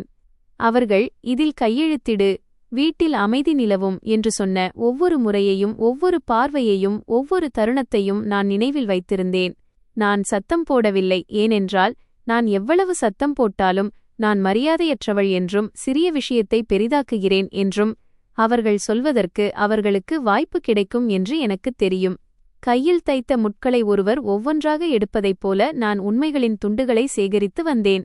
ஒவ்வொரு முள்ளையும் எடுக்கும்போது வலிதான், ஆனால் எடுக்காவிட்டால் அது ஆறாத புண்ணாகிவிடும். இன்று சவிதாஜி வெளிப்படையாகவே என் அம்மாவிடமிருந்து 1.20 கோடி கேட்டு விவாகரத்து நிபந்தனை விதித்தபோது நேரம் வந்துவிட்டது என்பதை நான் உணர்ந்தேன். அம்மா அந்த பணத்தை முதுமைக்காக வைத்திருக்கிறார் என்று வாதிட்டு அதற்கு பதிலாக சுயநல மருமகள் என்ற பட்டத்தை பெற நான் விரும்பவில்லை. அவர்களால் மறுக்க முடியாத ஒன்றை நான் அவர்களுக்கு காட்ட விரும்பினேன். அவர்களை அமைதியாக்கக்கூடிய அந்த விஷயம் அது. நான் எழுந்து அறைக்குச் சென்று என் பர்ஸிலிருந்து ஒரு தடிமனான உரையை எடுத்தேன். அதை சவிதாஜிக்கு முன்னால் மேஜையில் வைத்தேன். நான் முன்பே உணர்ந்தது போல என் கைகள் நடுங்கவில்லை, என் இதயமும் வேகமாகத் துடிக்கவில்லை. ஒரு மிகப்பெரிய பயத்தைத் தாண்டிய மனிதனைப் போல நான் உணர்ந்தேன். இப்போது சிறிய பயங்களுக்கு இடமில்லை. சவிதாஜி அந்த உரையை பார்த்து புருவங்களை சுருக்கினார். மீண்டும் என்ன காகிதத்தை கொண்டு வந்திருக்கிறாய்? இதைக் காட்டி என்னை பயமுறுத்தலாம் என்று நினைக்கிறாயா? நான் உடனே பதில் சொல்லவில்லை. நான் கோப்பை எடுத்து முதல் பக்கத்தை திறந்து நேராக ரோஹனிடம் தள்ளினேன். என் குரல் மெதுவாக ஆனால் தெளிவாக இருந்தது. இந்த ஒப்பந்தம் 8 மாதங்களுக்கு முன்பு கையெழுத்தானது. இதை படித்துவிட்டு எனக்கு விளக்கு. ரோஹன் முதல் பக்கத்தை பார்த்தவுடன் அவன் முகத்தின் நிறம் மாறியது. பயத்தை வேறு யாரும் பார்த்துவிடக்கூடாது என்பது போல அவன் கோப்பை வெறித்தனமாக பிடித்து கொண்டான். அவன் கண்கள் சில வரிகளை வேகமாக ஓடின. அவன் உதடுகளை கடித்து கொண்டான். விக்ரம் தலையை உயர்த்தினான். அவன் கண்கள் தொடர்ந்து இமைத்துக் கொண்டிருந்தன. சவிதாஜி இன்னும் தன் கடினமான குரலை தக்கவைக்க முயன்று கொண்டிருந்தார். இந்த ஒப்பந்தம் எப்படிப்பட்டது? நான் அவர்களை நேராக பார்த்து தெளிவாக சொன்னேன். 2 கோடி ரூபாய்க்கான ஆயுள் காப்பீட்டு பாலிசி. காப்பீடு செய்யப்பட்ட நபர் நான், பணம் கிடைக்கப் போகும் நபர் ரோஹன். நான் ரோஹன் என்று சொன்ன விதம் கல்லில் ஆணி அடிப்பது போல இருந்தது. அறையின் காற்று உறைந்து போனது. ரோஹன் திக்கித் திணறி, நீ ஏன் இதையெல்லாம் பார்க்கிறாய்? அது வெறும் பாதுகாப்பிற்காகத்தான். நான் கசப்பாக சிரித்தேன். அந்த சிரிப்பில் மகிழ்ச்சி இல்லை. பாதுகாப்பிற்காகவா அல்லது நான் சீக்கிரம் இறந்துவிட வேண்டும் என்பதற்காகவா? இந்த கேள்வியைக் கேட்டதும் சவிதாஜியின் தொண்டை அடைத்துக்கொண்டது. விக்ரம் தன் அம்மாவை பார்த்துவிட்டு தலைகுனிந்தான். அந்த மௌனத்தை மறைக்கச் சவிதாஜி கத்தினார், தேவையில்லாமல் பேசாதே. எந்த மாமியாராவது தன் மருமகள் சாவதை பார்க்க விரும்புவார்களா?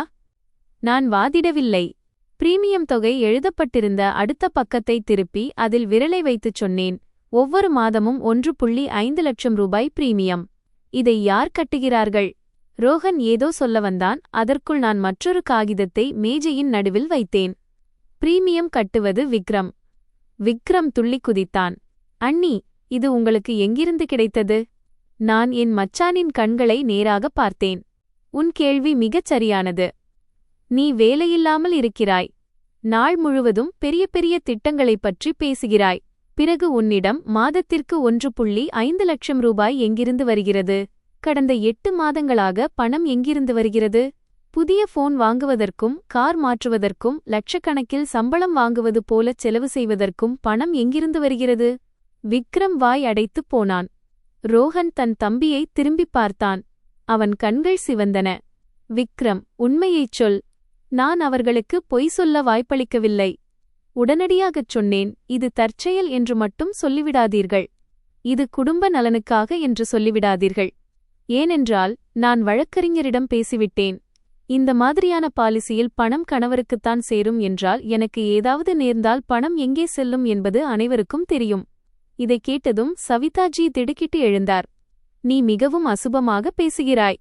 உயிரோடு இருக்கும்போதே சாவதைப் பற்றி பேசுகிறாய். நான் அவர்களை நோக்கிச் சாய்ந்தேன். என் குரல் இன்னும் அமைதியாகவும் ஆனால் குளிர்ச்சியாகவும் இருந்தது. நான் இதையெல்லாம் பேச விரும்பவில்லை. ஆனால் நீங்களும் உங்கள் மகனும் என்னை வற்புறுத்திவிட்டீர்கள். இன்று நீங்கள் பணத்தை மட்டும் கேட்கவில்லை, விவாகரத்து மிரட்டலையும் விடுத்தீர்கள். உங்களுக்கு ஏன் இவ்வளவு அவசரம்? ஏன் இவ்வளவு அழுத்தம் கொடுக்கிறீர்கள் என்று நான் யோசித்தேன். பிறகு எனக்கு புரிந்தது. நான் ஒப்பந்தத்தின் மீது தட்டிச் சொன்னேன். விவாகரத்து என்பது என்னை வீட்டை விட்டு வெளியேற்றுவதற்காக அல்ல. விவாகரத்து எதற்கென்றால் எனக்கு ஏதாவது நேர்ந்தால் காப்பீட்டு பணத்தின் மீது என் சட்டப்பூர்வ உரிமை இருக்கக்கூடாது என்பதற்காகத்தான். எல்லாம் சுத்தமாக இருக்க வேண்டும் என்று யார் நினைக்கிறார்கள்? விசாரணை எதுவும் இருக்கக்கூடாது என்று யார் நினைக்கிறார்கள்? அது அவர்களுக்குத்தான் தெரியும். ரோஹன் சட்டென்று எழுந்தான். அவன் குரல் தழுதழுத்தது. பிரியா, நீ அதிகமாக சிந்திக்கிறாய். நான் அவன் கண்களை நேராக பார்த்தேன், முதல் முறையாக பார்வையை விலக்காமல். அப்படியானால் நீ பதில் சொல். இந்த பாலிசியை எடுக்கும் யோசனை யாருடையது? பணம் உனக்கு கிடைக்கும் என்று யார் முடிவு செய்தது? ஏன் என்னிடம் ஒரு வார்த்தை கூடச் சொல்லவில்லை? ரோஹன் பேச வாயை திறந்துவிட்டு பின் அமைதியானான். அவனது அந்த மௌனம் எந்த கத்தலை விடவும் பயங்கரமாக இருந்தது. சவிதாஜி தன் காயை மாற்றினார். அவள் எப்போது மாட்டிக்கொண்டாலும் அழத் தொடங்குவாள். கடவுளே, என் மருமகள் என் மீது பொய்க்குற்றம் சாட்டுகிறாள். நான் ஒன்றும் செய்யவில்லை. நான் என் குடும்பத்தின் நலனை மட்டும்தான் விரும்புகிறேன். நான் அவள் பேச்சை தடுத்து நிறுத்திவிட்டு மற்றுமொரு காகிதத்தை மேஜையின் மீது வைத்தேன். அவர்கள் உண்மையாகவே அஞ்சப்போகும் விஷயம் அதுதான். ஒவ்வொரு வார்த்தையையும் தெளிவாகச் சொன்னேன். இது விக்ரம் ஒரு புரோக்கருக்கு அனுப்பிய மெசேஜ். பிறகு அந்த மெசேஜை படித்துக் காட்டினேன். யாரையும் நடுங்க வைக்கக்கூடிய ஒரு சிறிய மெசேஜ் அது. விபத்து திடீரென நடந்தால் காரியம் சீக்கிரம் முடிந்துவிடுமா? விக்ரம் யாரோ தன்னை அறைந்தது போல உணர்ந்தான். அவன் முகம் வெளிறிப்போனது. அண்ணி, என் போனை திருடிவிட்டீர்களா? விக்ரமை உற்றுப் பார்த்து ஒவ்வொரு வார்த்தையையும் அழுத்திச் சொன்னேன். இது எனக்கு எப்படி கிடைத்தது என்று நீ தெரிந்து கொள்ள வேண்டிய அவசியமில்லை. இந்த விபத்து என்ற வார்த்தையை நீதான் எழுதினாய், அதுவும் ஒருமுறை மட்டும் அல்ல. நான் சொன்னதும் என் வாழ்க்கையிலேயே அவனை அவ்வளவு சத்தமாக அலறியபடி பார்த்ததில்லை. விக்ரம், உனக்கு பைத்தியம் பிடித்துவிட்டதா? விக்ரம் பின்வாங்கினான். அப்போதும் மறுக்க முயன்றான். அது நான் சும்மாதான் கேட்டேன். புரோக்கர்கள் சும்மா பேசிக் கொண்டிருப்பார்கள். நான் ரோஹனை நோக்கி திரும்பினேன். என் குரல் ஆழமானது. கேட்டாயா? சும்மாதான் கேட்டேன் என்று சொல்கிறான். அவர்கள் ஒருமுறை சொன்னது போல, குழந்தையின் பாஸ்புக்கை சில நாட்களுக்குத்தான் வாங்குகிறோம், அன்னி பெயரில் கடன்தான் வாங்குகிறோம், அம்மா சும்மாதான் சொல்கிறார். இறுதியில் அந்த சும்மாதான் என்ற சாக்குப்போக்கு ஒவ்வொன்றும் என் முதுகில் குத்தப்பட்ட கத்தியாக மாறியது. அறை அமைதியானது. மூவரையும் பார்த்த நான் அவர்கள் வாழ்நாள் முழுவதும் மறக்க முடியாத அந்த விஷயத்தை மெதுவாகச் சொன்னேன். நீங்கள் என் அம்மாவிடம் 1.20 கோடி கேட்டீர்கள். ஆனால் உண்மையில் உங்கள் இருவரின் கண்களும் இந்த 2 கோடி ரூபாய் மீதுதான் இருந்தது. ஒப்பந்தத்தில் இருந்த தொகையை காட்டினேன். நீங்கள் விவாகரத்து செய்ய அழுத்தம் கொடுத்தீர்கள், ஆனால் உண்மையில் நீங்கள் வழியை சுத்தம் செய்ய நினைத்தீர்கள். நான் எழுந்து காகிதங்களை நேர்த்தியாகச் சேர்த்தேன். பயத்தினால் அல்ல, கட்டுப்பாட்டை என் வசம் வைத்திருக்க விரும்பியதால். இறுதியாகச் சொன்னேன். என் குரல் சத்தமாக இல்லை, ஆனால் மிகவும் கனமாக இருந்தது. இனிமேல் எவரும் என் குடும்பம் என்று கூறி என்னை மௌனமாக இருக்கச் சொல்லக்கூடாது. ஒருவருக்கொருவர் உயிரை காப்பீட்டு ஒப்பந்தத்தில் அடகு வைக்கும் குடும்பம் குடும்பமே அல்ல. வரவேற்பறையின் கதவருகே நின்று கடைசி முறையாக ரோஹனை பார்த்தேன். நான் அதிகமாகச் சிந்திப்பதாகச் சொல்கிறாயே, அப்படியானால் இதெல்லாம் வெறும் தவறான புரிதல் என்று நிரூபித்துக் காட்டு. இதைச் சொல்லிவிட்டு நான் வெளியேறினேன். அங்கே மூச்சுவிடும் சத்தம் கூட கேட்கும் அளவிற்கு அமைதி நிலவியது. என் பொறுமையின் எல்லைகளை தொட்டுவிட்டோம் என்பதை உணர்ந்து அவர்களின் கண்களில் பயம் எட்டிப் பார்த்தது. நான் கதவை விட்டு வெளியே வந்தவுடன் பின்னால் நாற்காலி நகரும் சத்தமும் சவிதாஜி கத்துவதும் கேட்டது. ஒவ்வொரு வாதத்தையும் அடக்கிவிட வேண்டும் என்பது போல அவர் குரல் மிகவும் கூர்மையாக இருந்தது. நீ வெறும் கதைகளைத்தான் உருவாக்குகிறாய். தன் வீட்டிலுள்ளவர்களுக்கே யார் தீங்கு விளைவிப்பார்கள்? இந்த வீட்டை அவமானப்படுத்தவே நீ இதையெல்லாம் செய்கிறாய். நான் நின்றேன், ஆனால் உடனே திரும்பவில்லை. ஆழ்ந்த மூச்சை எடுத்துக்கொண்டு என் குரலை சீராக வைத்திருக்க முயன்றேன். மக்களிடம் வாதிட வழி இல்லாதபோது தங்களை நிரபராதிகளாக காட்டிக்கொள்ள அவர்கள் கத்துவதையும் அழுவதையும் கூச்சல் போடுவதையும் நான் பலமுறை பார்த்திருக்கிறேன். நான் திரும்பி நேராக அவர் கண்களை பார்த்து மெதுவாகச் சொன்னேன். குடும்ப உறுப்பினர் என்று நீங்கள் எவரை சொல்கிறீர்களோ அந்த உறுப்பினரைத்தான் கடந்த 2 ஆண்டுகளாக இந்த வீட்டை முழுமையாக ரோஹனின் பெயருக்கு மாற்றும் காகிதங்களில் கையெழுத்திடச் சொல்லி நீங்கள் வற்புறுத்திக் கொண்டிருக்கிறீர்கள். இதை கேட்டதும் ரோஹன் திடுக்கிட்டான். யாரோ அவனை அறைந்தது போல இருந்தது. தன் அம்மாவை பார்த்து அவனது கண்கள் அகல விரிந்தன. அம்மா, பிரியாவிடம் என்ன கையெழுத்து வாங்கிக் கொண்டிருந்தீர்கள்? சவிதாஜி ஒரு நிமிடம் தயங்கினார், ஆனால் உடனே அதை மறைக்க முயன்றார். நான் ஒன்றும் வற்புறுத்தவில்லை. சட்டப்பூர்வமான காரியங்களை சரியாக செய்ய வேண்டும் என்றுதான் சொன்னேன். நான் கசப்பாக சிரித்தேன். அந்தச் சிரிப்பு மாமியாரை ஏளனம் செய்ய அல்ல, அந்த நாடகத்தின் உண்மையான முகத்தை அறிந்த ஒருவளின் சிரிப்பு அது. நான் மீண்டும் மேஜை அருகே வந்து என் பர்ஸிலிருந்து மெல்லிய ஃபைல் ஒன்றை எடுத்தேன். அதில் மடித்து வைக்கப்பட்டிருந்த சில காகிதங்கள் இருந்தன. அமைதிக்காக என்று சொல்கிறீர்கள். நீங்கள் எப்போதெல்லாம் அமைதி பற்றி பேசினீர்கள் என்பதை நான் உங்களுக்கு நினைவூட்டுகிறேன் என்று சொன்னேன். நான் ரோஹனை பார்த்தேன். உன் அம்மா திடீரென்று என்னை தஹசீல் அலுவலகத்திற்கு அழைத்துச் சென்று கையெழுத்து வாங்க வற்புறுத்திய தருணம் நினைவிருக்கிறதா? அவர்கள் என்ன சொன்னார்கள் என்று உனக்குத் தெரியுமா? ரோஹன் உதடுகளைக் கடித்தான், பதில் சொல்லவில்லை. சவிதாஜி குறுக்கிட்டார். நான் சொன்னதெல்லாம் குடும்ப நலனுக்காகத்தான். நான் தலையசைத்தேன். சரிதான், குடும்ப நலனுக்காக. ஆனால் என் நலனுக்காக அல்ல. ரோஹனை நோக்கித் திரும்பி எதையும் கூட்டவோ குறைக்கவோ செய்யாமல் சொன்னேன். அவர்கள் முதல் முறை என்னை கையெழுத்திடச் சொன்னபோது சொன்னார்கள், எதிர்காலத்தில் நீ எங்களுக்கே துரோகம் செய்யாமல் இருக்கத்தான் இது என்று. இக்காலத்து பெண்கள் மீது நம்பிக்கை வைக்க முடியாது என்று அவர்கள் சொன்னபோது எனக்கு அவமானமாக இருந்தது. ஆனால் நான் மௌனமாக இருந்தேன். ஏதோ பழைய காலத்து சிந்தனை என்று நினைத்தேன். சவிதாஜி மேஜையில் அறைந்தார். பொய் சொல்கிறாய். நான் எப்போது அப்படிச் சொன்னேன்? நான் வாதிடவில்லை. என் போனை எடுத்து ஒரு பட்டனை அழுத்தி மேஜையில் வைத்தேன். சவிதாஜியின் குரல் அதில் பதிவாகியிருந்தது. கையெழுத்து போட்டுவிடு, எல்லாம் உறுதியாகிவிடும். நாளைக்கு இவள் யாராவது ஒருவனுடன் ஓடிவிட்டால் குறைந்தபட்சம் வீடு நம்மிடமே இருக்கும். ரோஹனின் முகம் வெளிறிப்போனது. விக்ரம் எதையோ சொல்ல முயன்று தைரியம் இல்லாமல் கண்களை இமைத்துக் கொண்டிருந்தான். என் குரல் இன்னும் குளிர்ச்சியாக மாறியது. 2வது முறை, நீங்கள் என்னிடம் ஒரு காகிதத்தை கொடுத்து அது ஒரு உறுதிமொழி பத்திரம் என்று கையெழுத்திடச் சொன்னீர்கள். நான் கேட்டேன், அது என்ன உறுதிமொழி என்று. அதற்கு நீங்கள் சொன்னீர்கள், திருமணத்திற்குப் பிறகு சொத்தின் மீதான உரிமையை விட்டுக் கொடுப்பதற்கான பத்திரம் என்று.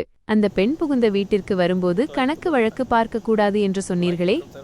நான் ரோஹனை பார்த்துச் சொன்னேன், கேட்டாயா? உன் மனைவி தன் கணக்கை பார்க்கக்கூடாது என்று உன் அம்மா சொல்கிறார். ரோஹன் தன் அம்மாவை பார்த்தான். அவன் குரல் தழுதழுத்தது. அம்மா, இதையெல்லாம் நீங்கள்தான் கையெழுத்திடச் சொன்னீர்களா? சவிதாஜி ஒரு நிமிடம் தடுமாறினார். பிறகு என்னை நோக்கி கத்தினார்.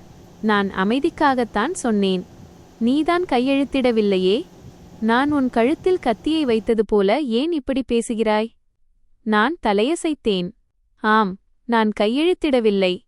ஏதோ தவறு என்று எனக்கு தெரிந்ததால் அந்த வரைவு பிரதிகளை என்னிடம் வைத்துக்கொண்டேன். ஒவ்வொரு பக்கத்தையும் புகைப்படம் எடுத்துக்கொண்டேன், ஒலிப்பதிவும் செய்துவிட்டேன். என் காலிலேயே நான் விலங்குகளை பூட்டிக்கொள்ளும் அளவிற்கு நான் அவ்வளவு முட்டாள் இல்லை. அறையில் பதற்றம் இன்னும் அதிகரித்தது. ரோஹன் ஒரு கல் சிலையைப் போல அமர்ந்திருந்தான். அவன் கோபமாகவும் அதிர்ச்சியாகவும் இருந்தான். ஏதோ ஒரு பல ஆண்டுகால கட்டு அவனது கண்களிலிருந்து விலகியது போல இருந்தது. விக்ரம் இப்போது தன் கட்டுப்பாட்டை இழந்தான். அவன் கோபமாக கத்தினான், அண்ணி, பொய்க் குற்றச்சாட்டுகளை சொல்லாதீர்கள். அம்மா ரோஹன் அண்ணனின் நன்மையைத்தான் விரும்பினார். நான் விக்ரமை நோக்கினேன். என் கண்களில் இப்போது எந்த மரியாதையும் இல்லை.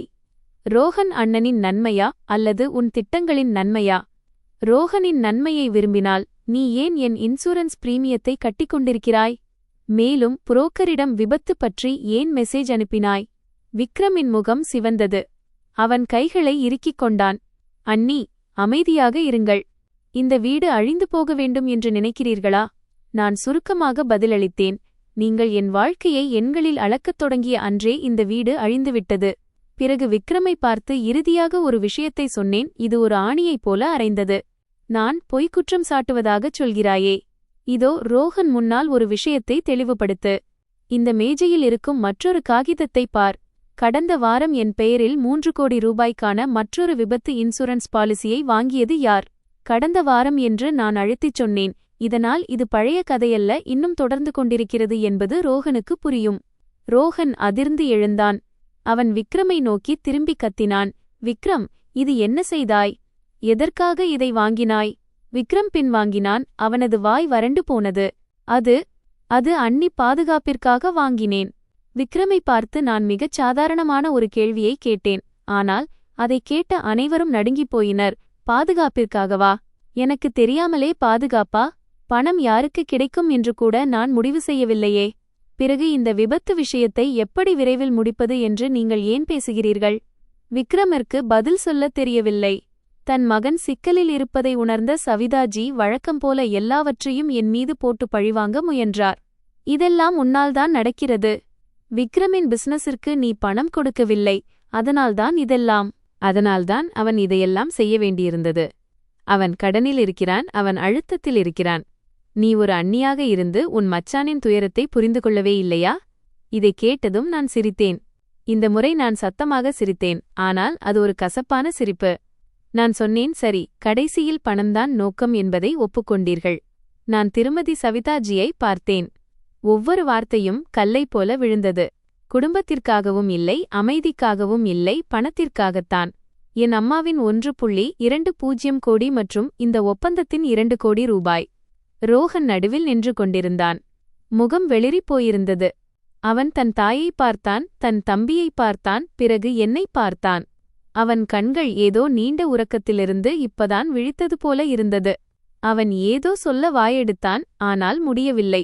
நான் அவன் மீது அழுத்தம் கொடுக்கவில்லை. ஏனென்றால் இப்போது அவன் ஏதாவது சொல்வது முக்கியமல்ல, உண்மையை எதிர்கொள்ளும் தைரியம் அவனுக்கு இருக்கிறதா என்பதுதான் முக்கியம்.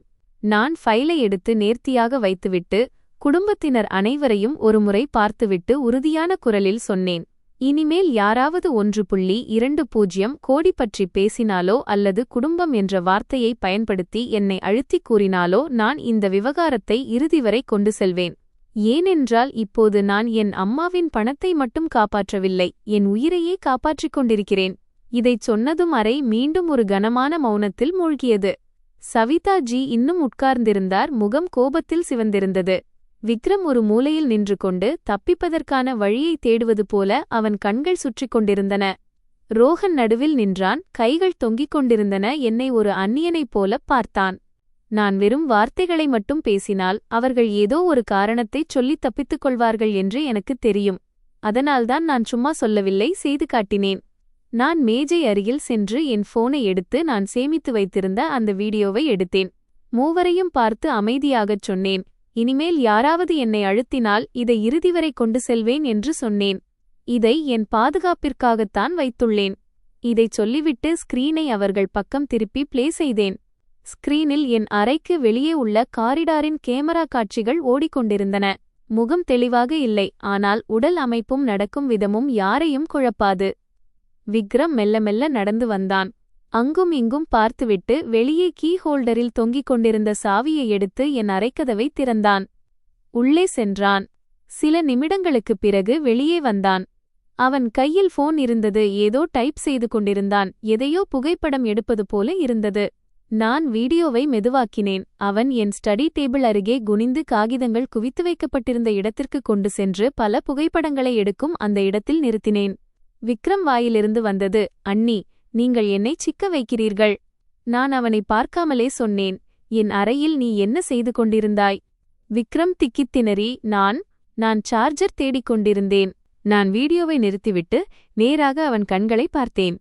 "சார்ஜர் தேடுகிறாயா அல்லது என் தனிப்பட்ட ஆவணங்களை புகைப்படம் எடுக்கிறாயா?" விக்ரம் வாய் அடைத்துப் போனான். முகம் வெளிறிப்போனது. சவிதாஜி உடனே குறுக்கிட்டார், "அவன் உன் மச்சான். அறைக்குள் சார்ஜர் தேடினால் என்ன தவறு? ஏதோ ஒரு திருடனை பிடித்தது போல பேசுகிறாயே." நான் இதழ்களை சுளித்தேன். "திருடன் அல்ல, தகவல்களை திருடுபவன். நான் அவர்களை வாதிட அனுமதிக்கவில்லை." நான் மற்றொரு ஆதாரத்தை காட்டினேன். இந்த முறை அது நான் ஏற்கனவே எடிட் செய்து வைத்திருந்த ஒரு ஆடியோ பதிவு. சத்தம் மிக தெளிவாக இருந்தது. சவிதாஜியின் குரல் ஒரு அந்நியனிடம் பேசுவது போல இருந்தது, ஏதோ பிசினஸ் டீல் செய்வது போல. அவர் மிகவும் இயல்பாக சிரித்துக்கொண்டே சொன்னார், "அவள் ஆரோக்கியமாகத்தான் இருக்கிறாள். ஸ்கூட்டரிலிருந்து விழுந்தாலே செத்துவிட மாட்டாளா? காகிதங்கள் மட்டும் சரியாக இருக்க வேண்டும், இல்லையென்றால் பிறகு சிக்கல் வரும்." பிறகு மறுபக்கத்தில் ஏதோ சத்தம் கேட்டது. அவர் மீண்டும் காய்கறிகளின் விலை பேசுவது போல மிக லேசான தொனியில் சொன்னார், "ஆம், எல்லாம் சட்டப்பூர்வமாக நடக்க வேண்டும். எங்கள் வீட்டில் பணத்திற்கு மிகவும் அவசர தேவை இருக்கிறது." அறை அப்படியே உறைந்து போனது. ரோஹன் ஒரு சிலையைப் போல நின்றான். கண்கள் அகல விரிந்திருந்தன. அவன் குரல் நடுங்கியது. அவன் தன் தாயை பார்த்தான். தழுதழுத்த குரலில் கேட்டான், "அம்மா, இதையெல்லாம் நீங்கள்தான் சொன்னீர்களா?" சவிதாஜி இப்போது பதறிப்போனார். உடனே நெஞ்சை பிடித்துக்கொண்டு அழத் தொடங்கினார். "கடவுளே, உன் மனைவி இந்த ரெக்கார்டிங்கை எடிட் செய்து காட்டுகிறாள்." நான் சும்மாதான் பேசினேன். விக்ரமும் உடனே சேர்ந்து கொண்டான். "ஆமாம் அண்ணா, அண்ணி வீட்டை உடைக்க இதையெல்லாம் செய்கிறாள்." நான் நாற்காலியில் அமர்ந்தேன். கத்தவில்லை, அழவில்லை. அவர்களை பார்த்து மெதுவாகச் சொன்னேன். ஒவ்வொரு வார்த்தையும் மேஜையின் மீது விழுந்தது. "சும்மாதான் பேசினீர்களா? அதில் தேதி, நேரம், குரல் மற்றும் இவ்வளவு தெளிவான விஷயங்கள் இருக்கிறதே." நான் மற்றொரு ஸ்கிரீன்ஷாட்டை எடுத்தேன். போனை ரோஹனின் அருகில் கொண்டு சென்று காட்டினேன். "சும்மாதான் பேசினீர்களா? என் சார்பாக ஹெல்த் சர்டிஃபிகேட்டிலும் கையெழுத்து போட்டுவிட்டீர்கள்." ரோஹன் குனிந்து பார்த்தான். அவன் கைகள் நடுங்கின. அவன் அந்த படத்தை சரிபார்த்துவிட்டு தலையை உயர்த்தி தன் தாயை பார்த்தான். கண்கள் சிவந்திருந்தன. "அம்மா, நீங்கள்தான் இதில் கையெழுத்திட்டீர்களா?" சவிதாஜி தத்தளித்தார். "வேலை சீக்கிரம் முடிய வேண்டும் என்பதற்காகத்தான் கையெழுத்திட்டேன்." "அவள் உன் மனைவிதானே, அதற்கு பதிலாக நான் கையெழுத்திட்டால் என்ன தவறு?" நான் கசப்பாக சிரித்தேன். "என்ன தவறு என்றா? ஒருமுறை வங்கி லோன் காகிதத்தில் எனக்காக கையெழுத்திட்டுப் பாருங்கள், அப்போது தெரியும் என்ன தவறு என்று." சவிதாஜி அமைதியானார். நான் தொடர்ந்தேன், "கத்தத் தேவையில்லை. இந்த ஹெல்த் சர்டிஃபிகேட்டில் கையெழுத்தான அன்று நான் அலுவலக வேலையாக வெளியே இருந்தேன். என்னிடம் வருகை பதிவு, அட்டெண்டன்ஸ் ரெக்கார்ட், லொகேஷன், பார்க்கிங் ரசீது எல்லாம் இருக்கிறது. நான் அங்கே இருக்கவே இல்லை. ஆனால் காகிதத்தில் என்ன எழுதப்பட்டிருக்கிறது? எனக்கு எல்லா விவரங்களும் தெரியும். என் விருப்பத்தின் பேரில்தான் பாலிசி எடுத்தேன் என்று." "இதை எழுதியது யார்? கையெழுத்திட்டது யார்?" நான் நேரடியாக விக்ரமை பார்த்தேன். "நீ என் காகிதங்களை ஏன் புகைப்படம் எடுத்தாய்? ஃபைலை முழுமைப்படுத்தவில்லை என்றால் பிறகு எதற்காக?" விக்ரம் இப்போது உண்மையாகவே நடுங்கினான். அவன் மெதுவாக கதவை நோக்கி நகர்ந்தான். ரோஹன் தன் தம்பியை தடுக்க ஒரு அடி முன்னே எடுத்து வைத்தான். ஆனால் பிறகு நின்றுவிட்டான். என்ன செய்வதென்று அவனுக்கு புரியவில்லை. இத்தனை ஆண்டுகளாக அவன் காப்பாற்ற முயன்ற அந்த அமைதியான குடும்பத்தின் முகமூடியை உண்மை ஒரு சுத்தியலைப் போல உடைத்துக் கொண்டிருப்பதை என்னால் பார்க்க முடிந்தது. நான் என் பர்ஸிலிருந்து மற்றொரு ஃபைலை எடுத்து மேஜையின் மீது வைத்தேன். பயமுறுத்துவதற்காக அல்ல, விஷயத்தை முடித்து வைப்பதற்காக. இந்த ஒப்பந்தங்களை நான் வழக்கறிஞரிடம் காட்டிவிட்டேன். இன்சூரன்ஸ் விஷயங்களில் தவறான தகவல்களை தருவதும் ஹெல்த் சர்டிஃபிகேட்டில் போலி கையெழுத்து இடுவதும் மிகவும் தீவிரமான குற்றங்கள். நிறுவனம் விசாரணை நடத்தினால் அவர்கள் ஒப்பந்தத்தை ரத்து செய்வதோடு மட்டுமல்லாமல் அவர்கள் உங்கள் மீது வழக்கும் தொடரலாம். அப்போது நான் சத்தம் போட மாட்டேன். சட்டம் தன் கடமையைச் செய்யும். நான் திருமதி சவிதாஜியை பார்த்தேன். இப்போது நீங்கள் நான் சும்மாதான் சொன்னேன் என்று சொல்லப் போகிறீர்களா? சவிதாஜியால் இப்போது கத்த முடியவில்லை. அவர் நாற்காலியில் சோர்ந்து போய் அமர்ந்தார். மூச்சு வாங்கியது, கண்கள் அலைபாய்ந்தன. விக்ரமின் நெற்றியில் வியர்வை வழிந்தது. ரோஹன் முகம் வெளிறிப்போனது. ரோஹன் கைகளை இறுக்கிக் கொண்டான். அவன் குரல் தழுதழுத்தது. பிரியா, இதை நீ எந்த எல்லை வரை கொண்டு செல்ல விரும்புகிறாய்? நான் அவனை பார்த்து மிகச் சுருக்கமாக பதிலளித்தேன். நான் நிம்மதியாக வாழக்கூடிய எல்லை வரை. நான் சவிதாஜி மற்றும் விக்ரமை நோக்கித் திரும்பி அவர்களின் உடல் நடுக்கத்தை ஏற்படுத்தக்கூடிய அந்த விஷயத்தைச் சொன்னேன்.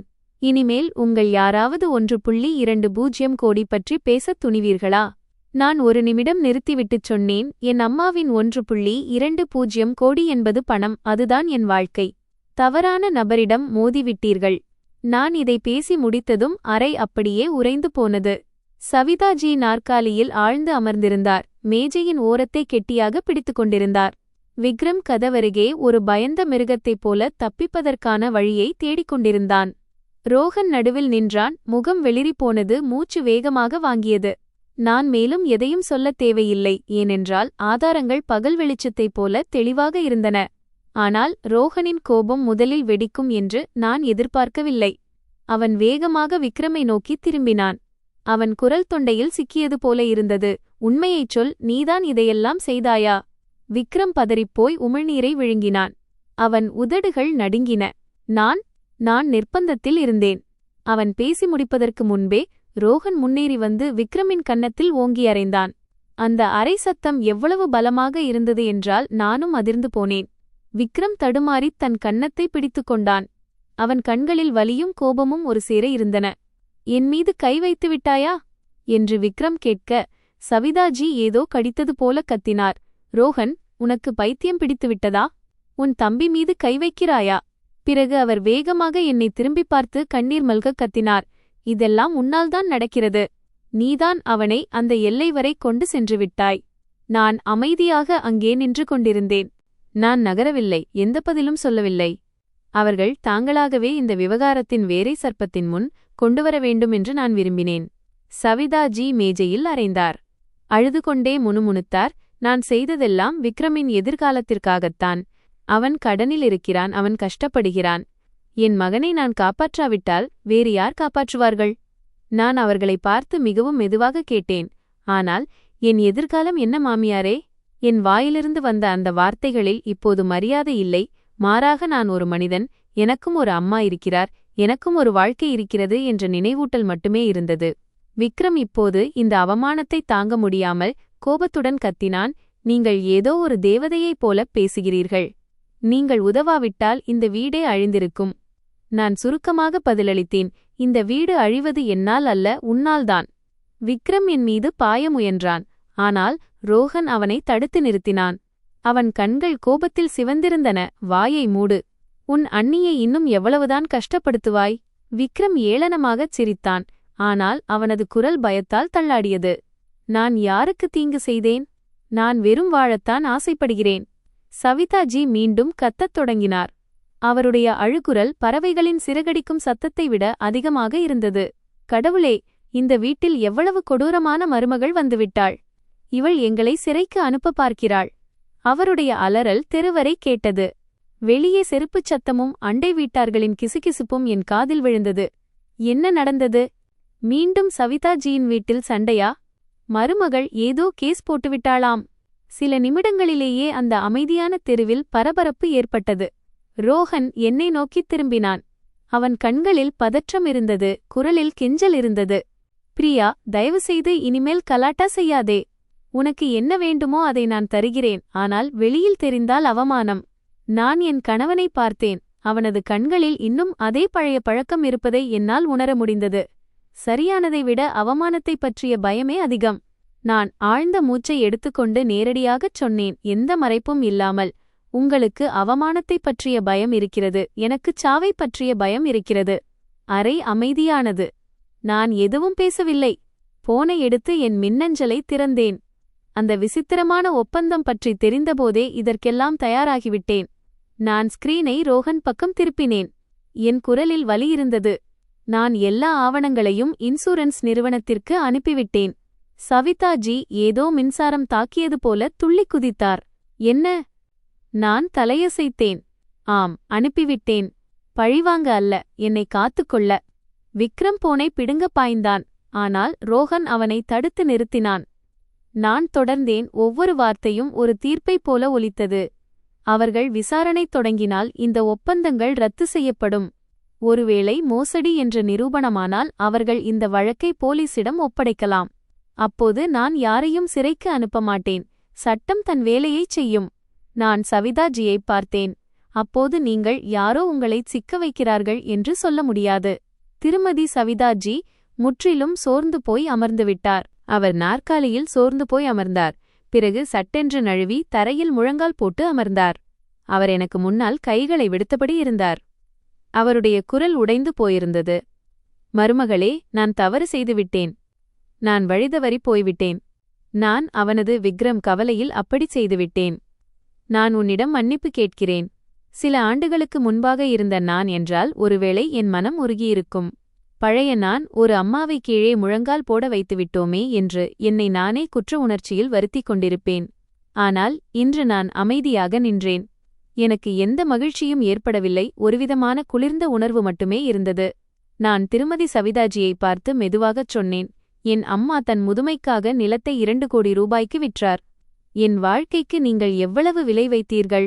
திருமதி சவிதாஜி விக்கு விக்கி அழத் தொடங்கினார். அவரால் பதில் சொல்ல முடியவில்லை. ரோஹன் முன்னேறி வந்தான். அவனது குரல் நடுங்கியது. பிரியா, தயவுசெய்து புகாரை திரும்பப் பெற்றுக்கொள். நான் உன்னை வேண்டுகிறேன். நான் உன்னை எப்படி காப்பாற்றுகிறேன் என்று பார். நான் உன்னுடன் தனிக்குடித்தனம் வருகிறேன். விக்ரம் மற்றும் அம்மாவுடன் அனைத்து உறவுகளையும் துண்டித்துக் கொள்கிறேன். தயவு செய்து இதை நிறுத்திவிடு. நான் ரோஹனை பார்த்தேன். அவன் கண்களில் உண்மையான வருத்தம் இருப்பதை நான் கண்டேன். ஆனால் இந்த வருத்தம் மிகவும் தாமதமாக வந்திருக்கிறது என்பதையும் நான் உணர்ந்தேன். எல்லாம் கட்டுப்பாட்டை மீறிச் சென்ற பிறகு வந்த வருத்தம் அது. நான் அவனிடம் ஒரு கேள்வியைக் கேட்டேன். அது சத்தமாக இல்லை, ஆனால் அவனை அப்படியே உறைந்து போகச் செய்வதற்கு போதுமானதாக இருந்தது. எனக்கு எதைக் கண்டு அதிக பயம் என்று உனக்கு தெரியுமா? ரோஹன் உதடுகள் நடுங்க தலையசைத்தான். நான் பதிலளித்தேன். பணம் தொலைந்துவிடும் என்பதற்காக அல்ல, வீடு போய்விடும் என்பதற்காக அல்ல. மாறாக என் வாழ்க்கையை வெறும் எண்களாக கணக்கிடும் மனிதர்களுடன் நான் வாழ நேரிடும் என்றுதான் எனக்கு பயம். இதைச் சொன்னதும் அந்த அறையில் சுவாசிப்பது கூட கடினமாக இருந்தது. சவிதாஜி தரையில் முழங்கால் போட்டுக்கொண்டிருந்தார். விக்ரம் தன் கன்னத்தை பிடித்தபடி நின்றிருந்தான். அவன் கண்களில் கோபமும் பயமும் கலந்திருந்தது. ரோஹன் ஒரு சிலையைப் போல நின்றான். கைகள் தொங்கிக் கொண்டிருந்தன. சில பிளவுகள் மன்னிப்பு கேட்பதால் மட்டும் சரியாகாது என்பதை அவன் முதல் முறையாக உணர்ந்திருப்பதை என்னால் பார்க்க முடிந்தது. இந்த தருணத்திற்கு பிறகு எல்லாம் மாறிவிட்டது என்பதையும் இனி பழையபடி எதுவும் இருக்காது என்பதையும் நானும் புரிந்து கொண்டேன். ரோஹன் எனக்கு முன்னால் நின்றான். அவன் குரல் ஏதோ கனவிலிருந்து விழித்த மனிதனைப் போல தழுதழுத்தது. பிரியா, நான் உன்னை வேண்டுகிறேன். புகாரை திரும்பப் பெற்றுக்கொள். நான் உன்னை தனியாக அழைத்துச் சென்று விடுகிறேன். நாம் அனைத்தையும் புதிதாகத் தொடங்கலாம். நான் அவனைப் பார்த்தேன். இப்போது என் மனதில் கோபம் இல்லை, மாறாக மிக ஆழமான ஒரு சோர்வு மட்டுமே இருந்தது. ரோஹன் கெட்ட மனிதன் இல்லை என்பதை நான் புரிந்து கொண்டேன். ஆனால் அவன் பலவீனமானவன். அவனது அந்த பலவீனம் சவிதாஜி மற்றும் விக்ரமின் பேராசை மற்றும் சூழ்ச்சிகளுடன் சேரும்போது அது எனக்கு மிகவும் ஆபத்தானதாகி விடுகிறது. நான் ஆழ்ந்த மூச்சை எடுத்துக்கொண்டு சொன்னேன்.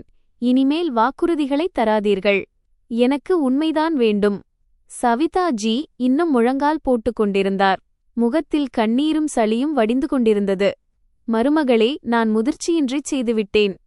உன்னிடம் மன்னிப்பு கேட்கிறேன். நான் வயதாகிவிட்டேன். எனக்கு விக்ரமின் கவலைதான் இருந்தது. விக்ரம் கதவருகே நின்றபடி தன் கன்னத்தை தடவிக்கொண்டிருந்தான். கண்கள் சிவந்திருக்க கோபமும் பயமும் கலந்த உணர்வுடன் அப்போதும் விக்ரம் படபடப்புடன் சொன்னான். அண்ணி, நீங்கள் சிறிய விஷயத்தை பெரிதாக்குகிறீர்கள். உங்களுக்கு யாரும் எந்த தீங்கும் செய்யவில்லை. நீங்கள் வெறும் கற்பனை செய்து கொண்டு இந்த வீட்டை நரகமாக்குகிறீர்கள். நான் மெதுவாக தலையசைத்தேன். அவன் தன் பேச்சை முழுமையாக முடிக்கட்டும் என்பது போல. பிறகு நான் என் பர்ஸிலிருந்து ஒரு மெல்லிய காகிதத்தை எடுத்தேன். அது அந்த ஒப்பந்தத்தைப் போல தடிமனாக இல்லை, ஆனால் அவர்களின் ஒவ்வொரு மறுப்பையும் உடைப்பதற்கு அது போதுமானதாக இருந்தது.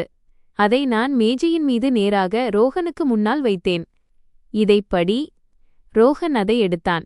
அவன் கண்கள் அதில் ஓடின. பிறகு அவன் உறைந்து போனான். நான் நேரடியாக சொன்னேன், இது பாலிசியில் வாரிசை நாமினி மாற்றுவதற்கான படிவம். 6 மாதங்களுக்கு முன்பே நான் இதை செய்துவிட்டேன். சவிதாஜி வேகமாக தலையை உயர்த்தினார். என்ன? விக்ரமும் முன்னோக்கி வந்தான்.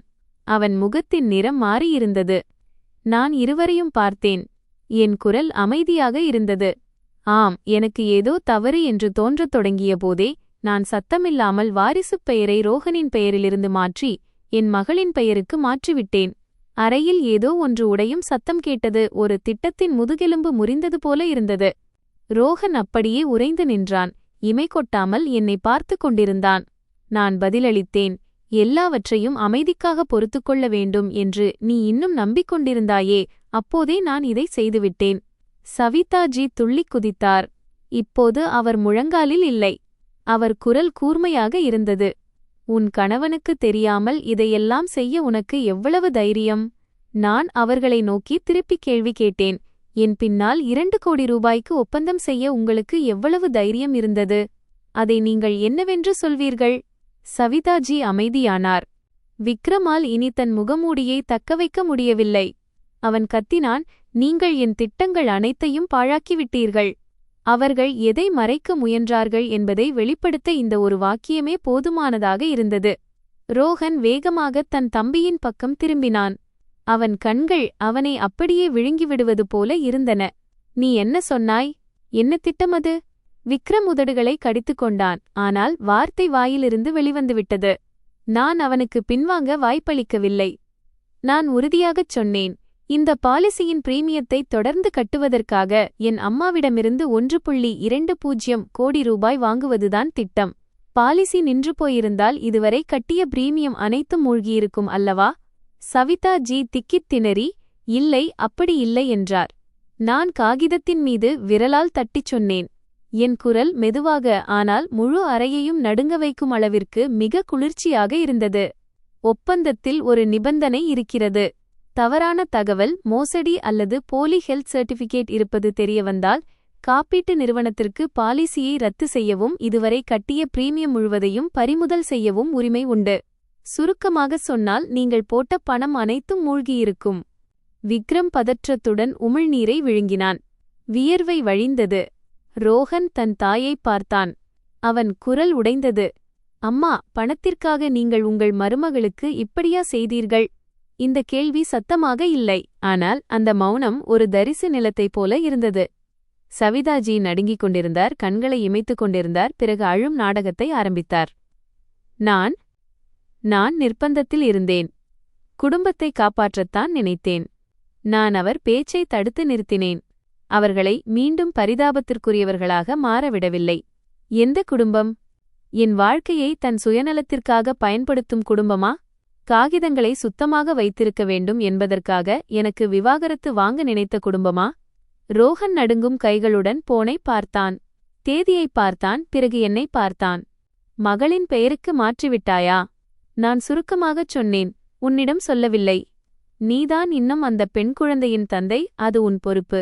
நீ காகிதங்களில் என் கணவராக இருக்கிறாய், ஆனால் இந்த விஷயத்தில் என் கழுத்தை நெரிக்க எவருக்கும் நான் வாய்ப்பளிக்க மாட்டேன். விக்ரம் ஒரு அடி முன்னே எடுத்து வைத்தான். அவன் குரலில் வெறுப்பு இருந்தது.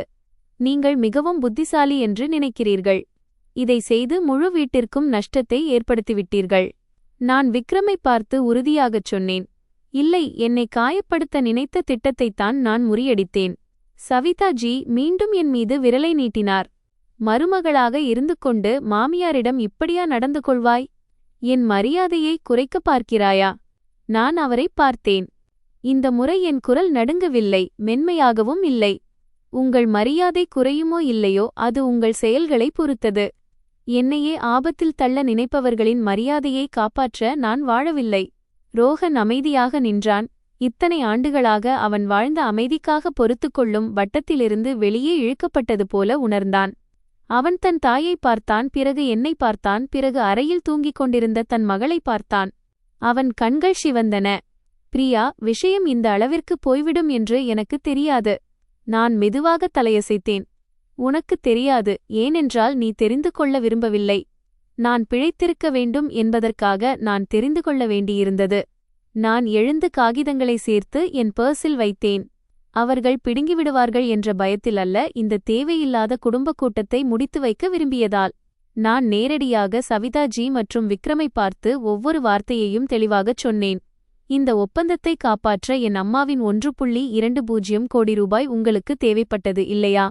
மன்னிக்கவும், அது கிடைக்காது. சவிதாஜி வாயை திறந்தார், ஆனால் பேச முடியவில்லை. விக்ரம் பற்களை கடித்தான். அவனது கண்கள் காயமடைந்த மிருகத்தைப் போல மின்னின. ரோஹன் அமைதியாக நின்றான், ஆனால் அவன் கண்களில் முதல் முறையாக விழிப்புணர்வும் அவமானமும் தெரிந்தது. நான் கதவை நோக்கி ஒரு அடி எடுத்து வைத்து அந்த மாலை நேரத்தின் கடைசி வாக்கியத்தைச் சொன்னேன். அந்தச் சத்தம் பெரிதாக இல்லை, ஆனால் கிணற்றில் கல் விழுந்ததைப் போல கனமாக இருந்தது. இன்று முதல் நான் இந்த வீட்டின் மருமகள் இல்லை. இனி இந்த விளையாட்டின் விதிகளை நான் தான் வகுப்பேன். இந்த முறை எனக்கு குடும்பத்தை இழக்க வேண்டும் என்ற பயம் இல்லை, மாறாக நீங்கள் அனைத்தையும் இழந்து விடுவீர்கள் என்ற பயம் உங்களுக்குத்தான் இருக்கிறது. அன்று இரவு என்னால் சரியாக தூங்க முடியவில்லை. என் மகளின் அருகே படுத்துக்கொண்டு அவளது மென்மையான சுவாசத்தை கேட்டுக்கொண்டிருந்தேன். என் இதயம் அன்பாலும் பயத்தாலும் நிறைந்திருந்தது. நான் ஒரு தீப்பற்றி எரியும் வீட்டிற்குள் கையை விட்டுவிட்டேன் என்பது எனக்கு தெரியும். சவிதாஜி அமைதியாக தோல்வியை ஒப்புக்கொள்பவர் அல்ல. அவர் வீட்டிற்குள் தோற்றுப்போனால் விஷயத்தை வெளியே கொண்டு செல்வார். அவர் என்னிடம் தோற்றுப்போனால் தனது மரியாதையை காப்பாற்றிக் கொள்ளவும் என்னை மண்டியிட வைக்கவும் உறவினர்களை கூட்டுவார். நான் நினைத்தது போலவே அடுத்த நாள் காலை அவர் ஃபோன் வந்தது. அவர் குரல் கத்தியைப் போல கூர்மையாக இருந்தது. இன்று மாலை வீட்டிற்கு வந்துவிடு. நான் அனைத்து உறவினர்களையும் அழைத்திருக்கிறேன். நீ அவர்கள் அனைவர் முன்னிலையிலும் மன்னிப்பு கேட்க வேண்டும். என் மாமியாரின் மரியாதையை கெடுக்கும் உரிமை இந்த வீட்டில் யாருக்கும் இல்லை. நான் அதை கேட்டுவிட்டு ஒரே ஒரு வாக்கியத்தைச் சொன்னேன். சரி, நான் வருகிறேன். அன்று மாலை என் மகளை என் அம்மா வீட்டில் விட்டுவிட்டு நான் திரும்பி வந்தேன். வழியில் எனக்கு பயம் இல்லை. இன்று நான் இந்த விஷயத்தை நிரந்தரமாக முடிக்கவில்லை என்றால் வரும் நாட்கள் இன்னும் மோசமாக இருக்கும் என்பது மட்டும் எனக்கு தெளிவாக தெரிந்தது. நான் தனியாகச் சென்றேன். எனக்கு அந்த ஒப்பந்தத்தை பார்க்க உதவிய பிரபலமான வழக்கறிஞரிடம் என்னுடன் வருமாறு கேட்டுக்கொண்டேன். அவர் அதிகம் பேசவில்லை. நீங்கள் உண்மையை மட்டும் சொல்லுங்கள், மற்றதை என்னிடம் விட்டுவிடுங்கள் என்று மட்டும் சொன்னார். நான் வீட்டிற்குள் கால் வைத்தவுடன் மக்களின் குரல்கள் கேட்டன. வரவேற்பறை நிறைந்திருந்தது. ரோஹனின் அத்தை, மாமா, சில தூரத்து உறவினர்கள், ஏன் சில நெருங்கிய அண்டை வீட்டார்களைக் கூட சாட்சிகளாக அழைத்திருந்தனர். தேநீர் சிற்றுண்டி வைக்கப்பட்டிருந்தது, ஆனால் யாரும் எதையும் சாப்பிடவில்லை. சூழல் ஏதோ ஒரு குடும்ப நீதிமன்றம் போல இருந்தது. சவிதாஜி நடுவில் அமர்ந்திருந்தார். கண்ணியமான ஆடைகளை அணிந்து ஏதோ பெரிய தயாரிப்புடன் வந்ததைப் போல முகத்தில் தீவிரத்துடன் இருந்தார். என்னை பார்த்ததும் அவர் நலம் விசாரிக்கவில்லை. மாறாக அனைவரும் கேட்கும் வகையில் உரக்க கத்தினார், இதோ வந்துவிட்டாள். இன்றைய மருமகள்கள் மிகவும் மரியாதையற்றவர்களாகிவிட்டார்கள். காப்பீடு குறித்த பொய்யான கதையை கூறி பணத்தை பறிக்க முயன்றதுடன் மாமியாரையும் கணவனையும் மிரட்டுகிறாள். இவள் இந்த வீட்டை அழிக்கப் பார்க்கிறாள். சிலர் கிசுகிசுக்கத் தொடங்கினர். சிலர் என்னை அனுதாபத்துடன் பார்த்தனர். சிலர் நான் ஏதோ குற்றம் செய்தவள் என்பது போல பார்த்தனர்.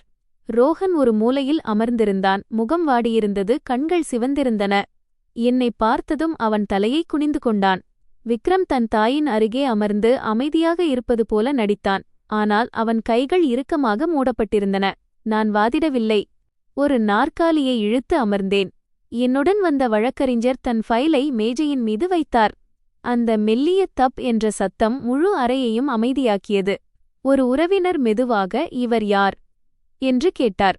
நான் திரும்பி வணக்கம் சொன்னேன். என் குரல் அமைதியாக இருந்தது. வணக்கம் அத்தை. இவர் என் வழக்கறிஞர். இன்று நான் சண்டையிட வரவில்லை, உண்மையை சொல்ல வந்திருக்கிறேன். சவிதாஜி உடனே துள்ளிக் குதித்தார். நீ வழக்கறிஞரை கூட்டி வந்தாயா? உன் மாமியாரை எதிர்த்து நீ வழக்கு தொடரப் போகிறாயா? என் குடும்பத்தின் மரியாதையே கெட்டுப்போக வேண்டுமா என்று கேட்கிறாயா? நான் அவர்களை பார்த்தேன். குரலை உயர்த்தவில்லை. யாருடைய மரியாதையும் கெட்டுப்போக வேண்டுமென்று நான் விரும்பவில்லை. ஆனால் என் வாழ்க்கையை ஏலம் விட்டுவிட்டு நான் அமைதியாக இருக்க வேண்டுமென்று எதிர்பார்ப்பதை என்னால் அனுமதிக்க முடியாது. வழக்கறிஞர் தனது ஃபைலை திறந்து சில காகிதங்களை வரிசையாக மேஜையில் வைத்தார். அவர் சுருக்கமாகவும் தெளிவாகவும் சொன்னார், யாரையும் அவமதிக்காமல் நீங்கள் அனைவரும் அமைதியாக இருங்கள். இன்சூரன்ஸ் நிறுவனத்தின் விசாரணை முடிவுகளைச் சொல்லவும், பிரியா அவர்களுக்கு சட்டப்பூர்வமான உரிமைகள் குறித்து ஆலோசனை வழங்கவுமே நான் இங்கு வந்துள்ளேன். முழு அறையிலும் ஒரு சலசலப்பு ஏற்பட்டது. சவிதாஜி தேநீர் கோப்பையை எடுத்தார். அவர் கைகள் லேசாக நடுங்கின. ஆனால் குரலில் ஆக்ரோஷம் இருந்தது. என்ன விசாரணை? இதெல்லாம் இவளே உருவாக்கியது. நான் என் போனை எடுத்து மின்னஞ்சலை திறந்தேன். அருகில் அமர்ந்திருந்த ரோஹனின் அத்தையிடம் அதை காட்டினேன். ஏனெனில் குடும்பத்தில் அவர் சொல்லுக்கு மதிப்பு உண்டு என்பது எனக்கு தெரியும். நான் சொன்னேன், இது இன்சூரன்ஸ் நிறுவனத்தின் பதில். என் புகாரை பெற்றுக்கொண்டதை அவர்கள் உறுதிப்படுத்தியுள்ளனர். ஆரம்பகட்ட விசாரணையில் உடல்நலத் தகவல்களில் மோசடியும் கையெழுத்தில் குளறுபடிகளும் இருப்பது கண்டறியப்பட்டுள்ளது. ரோஹனின் அத்தை அந்த மின்னஞ்சலை படித்தார். அவர் முகம் மாறியது. அவர் சட்டென்று எழுந்து நின்றார். சவிதா, இதை நீதான் செய்தாயா? முழு அறையிலும் குழப்பம் ஏற்பட்டது. சவிதாஜி திக்கித் திணறினார். அவருடைய குரல் திடீரென்று பலவீனமானது. நான் புரோக்கர் சொன்ன ஆலோசனையைத்தான் கேட்டேன். எனக்கு என்ன தெரியும்? நான் அவர் பேச்சை உடனே தடுத்தேன். அவருக்கு பொய் சொல்ல வாய்ப்பளிக்கவில்லை. இல்லை, நீங்கள் வெறும் ஆலோசனை மட்டும் கேட்கவில்லை. புரோக்கரை நீங்களே வீட்டிற்கு அழைத்தீர்கள். காரியம் சீக்கிரம் முடிய வேண்டும் என்று அழுத்தம் கொடுத்தீர்கள். சொல்லக்கூடாத விஷயங்களைச் சொன்னீர்கள். இதை சொல்லிவிட்டு நான் அந்த ஆடியோ பதிவை ஒலிக்கச் செய்தேன். ஒரே ஒரு சிறிய வாக்கியம், ஆனால் அது அனைவரையும் நடுங்க வைக்க போதுமானதாக இருந்தது. அவள் ஆரோக்கியமாகத்தான் இருக்கிறாள். ஒரு விபத்து நடந்தால் காரியம் இன்னும் எளிதாக முடிந்துவிடுமே. அந்த பதிவின் சத்தம் அறை முழுவதும் எதிரொலித்தது. அது மிகத் தெளிவாக இருந்தது, யாராலும் மறுக்க முடியாது. ஒரு உறவினர் தேநீர் கோப்பையை வேகமாக கீழே வைத்தார். கடவுளே என்று மற்றொருவர் முணுமுணுத்தார். விபத்து நடக்கும் அளவிற்குச் சென்றுவிட்டார்களா? சவிதாஜியின் முகம் வெளிறிப்போனது. உதடுகள் நடுங்கின. இவள் இந்த ரெக்கார்டிங்கை எடிட் செய்து காட்டுகிறாள். வழக்கறிஞர் அமைதியாகச் சொன்னார். தேவைப்பட்டால் ஒரிஜினல் ரெக்கார்டிங்கை நேரம் மற்றும் டிவைஸ் தகவல்களுடன் நாங்கள் சமர்ப்பிக்கத் தயார். இன்சூரன்ஸ் நிறுவனமும் இதை பரிசோதிக்கச் சொல்லியுள்ளது. இது வெறும் யூகமான பேச்சல்ல. இதைக் கேட்ட சவிதாஜி மௌனமானார். பதில் சொல்ல வழியின்றி நின்றார். விக்ரம் இப்போது தலைகுனிந்து அமர்ந்திருந்தான். அவனது காதுகள் சிவந்து போயிருப்பதை என்னால் பார்க்க முடிந்தது. ரோஹன் அங்கிருந்த விதத்தை பார்த்தால் யாரோ அவன் ஆன்மாவை பிடுங்கி எடுத்தது போல இருந்தது. அவன் தன் தாயைப் பார்த்தான். அவன் கண்கள் தன் தாயை நம்பும் ஒரு மகனின் கண்களாக இல்லை. மாறாக ஏதோ ஒரு பயங்கரமான உண்மையை இப்போதுதான் கண்ட ஒரு மனிதனின் கண்களாக இருந்தன. அவன் நடுங்குவதை நான் கவனித்தேன். உதடுகள் வெளிரி போயிருந்தன. கைகளை எவ்வளவு இறுக்கமாக மூடிக்கொண்டிருந்தான் என்றால் அவை வெள்ளை நிறமாகிவிட்டன. நான் சுற்றிலும் ஒரு முறை பார்வையைச் செலுத்திவிட்டு நேற்று இரவு முதல் என் மனதில் வைத்திருந்த அந்த விஷயத்தைச் சொன்னேன். குரல் சத்தமாக இல்லை, ஆனால் உறுதியாக இருந்தது. அத்தை, மற்றவர்கள் அனைவருமே கேட்டுக்கொள்ளுங்கள். எனக்கு என் கணவனை இழக்க வேண்டும் என்ற பயமில்லை. என் சொந்த வீட்டில் இருப்பவர்களிடமிருந்து என் உயிரை இழந்துவிடுவேனோ என்ற பயம்தான் எனக்கு இருக்கிறது. முழு அறையும் அப்படியே உறைந்து போனது. கிசுகிசுப்புகள் கூட இல்லை. அந்த தருணத்தில் ஆட்டம் முடிவுக்கு வந்துவிட்டது என்பதை நான் உணர்ந்தேன். நான் யாரிடமும் வெற்றி பெறவில்லை, ஆனால் உண்மை ஒட்டுமொத்த குடும்பத்தின் முன்னால் அப்பட்டமாக நின்றது. நான் பேசி முடித்ததும் யாரோ அனைவரின் கழுத்தையும் நெரித்தது போல அமைதி நிலவியது. ரோஹனின் அத்தை சவிதாஜியையும் என்னையும் மாறி மாறி பார்த்தார். அவர் முகத்தில் கோபமும் பயமும் கலந்திருந்தது. உள்ளே அமர்ந்திருந்த சில உறவினர்கள் தலையை அசைத்து பெருமூச்சு விட்டனர். சாட்சியாக அழைக்கப்பட்ட அண்டை வீட்டார்கள் இப்போது எதையும் பேசத் துணியவில்லை. சூழல் எவ்வளவு கனமாக இருந்தது என்றால் மின்விசிறியின் கட்கட் சத்தம் மட்டுமே கேட்டது. சவிதாஜி மீண்டும் சூழ்நிலையை கட்டுப்பாட்டில் கொண்டுவர முயன்றார். அவர் குரல் நடுங்கியது, ஆனால் சத்தமாகவே இருந்தது. பார்த்தீர்களா? இவள் கதைகளை உருவாக்குகிறாள் என்றுதானே சொன்னேன். தன் மருமகளுக்கு தீங்கு நினைக்கும் அளவிற்கு இந்த வீட்டில் யாரும் பைத்தியமில்லை.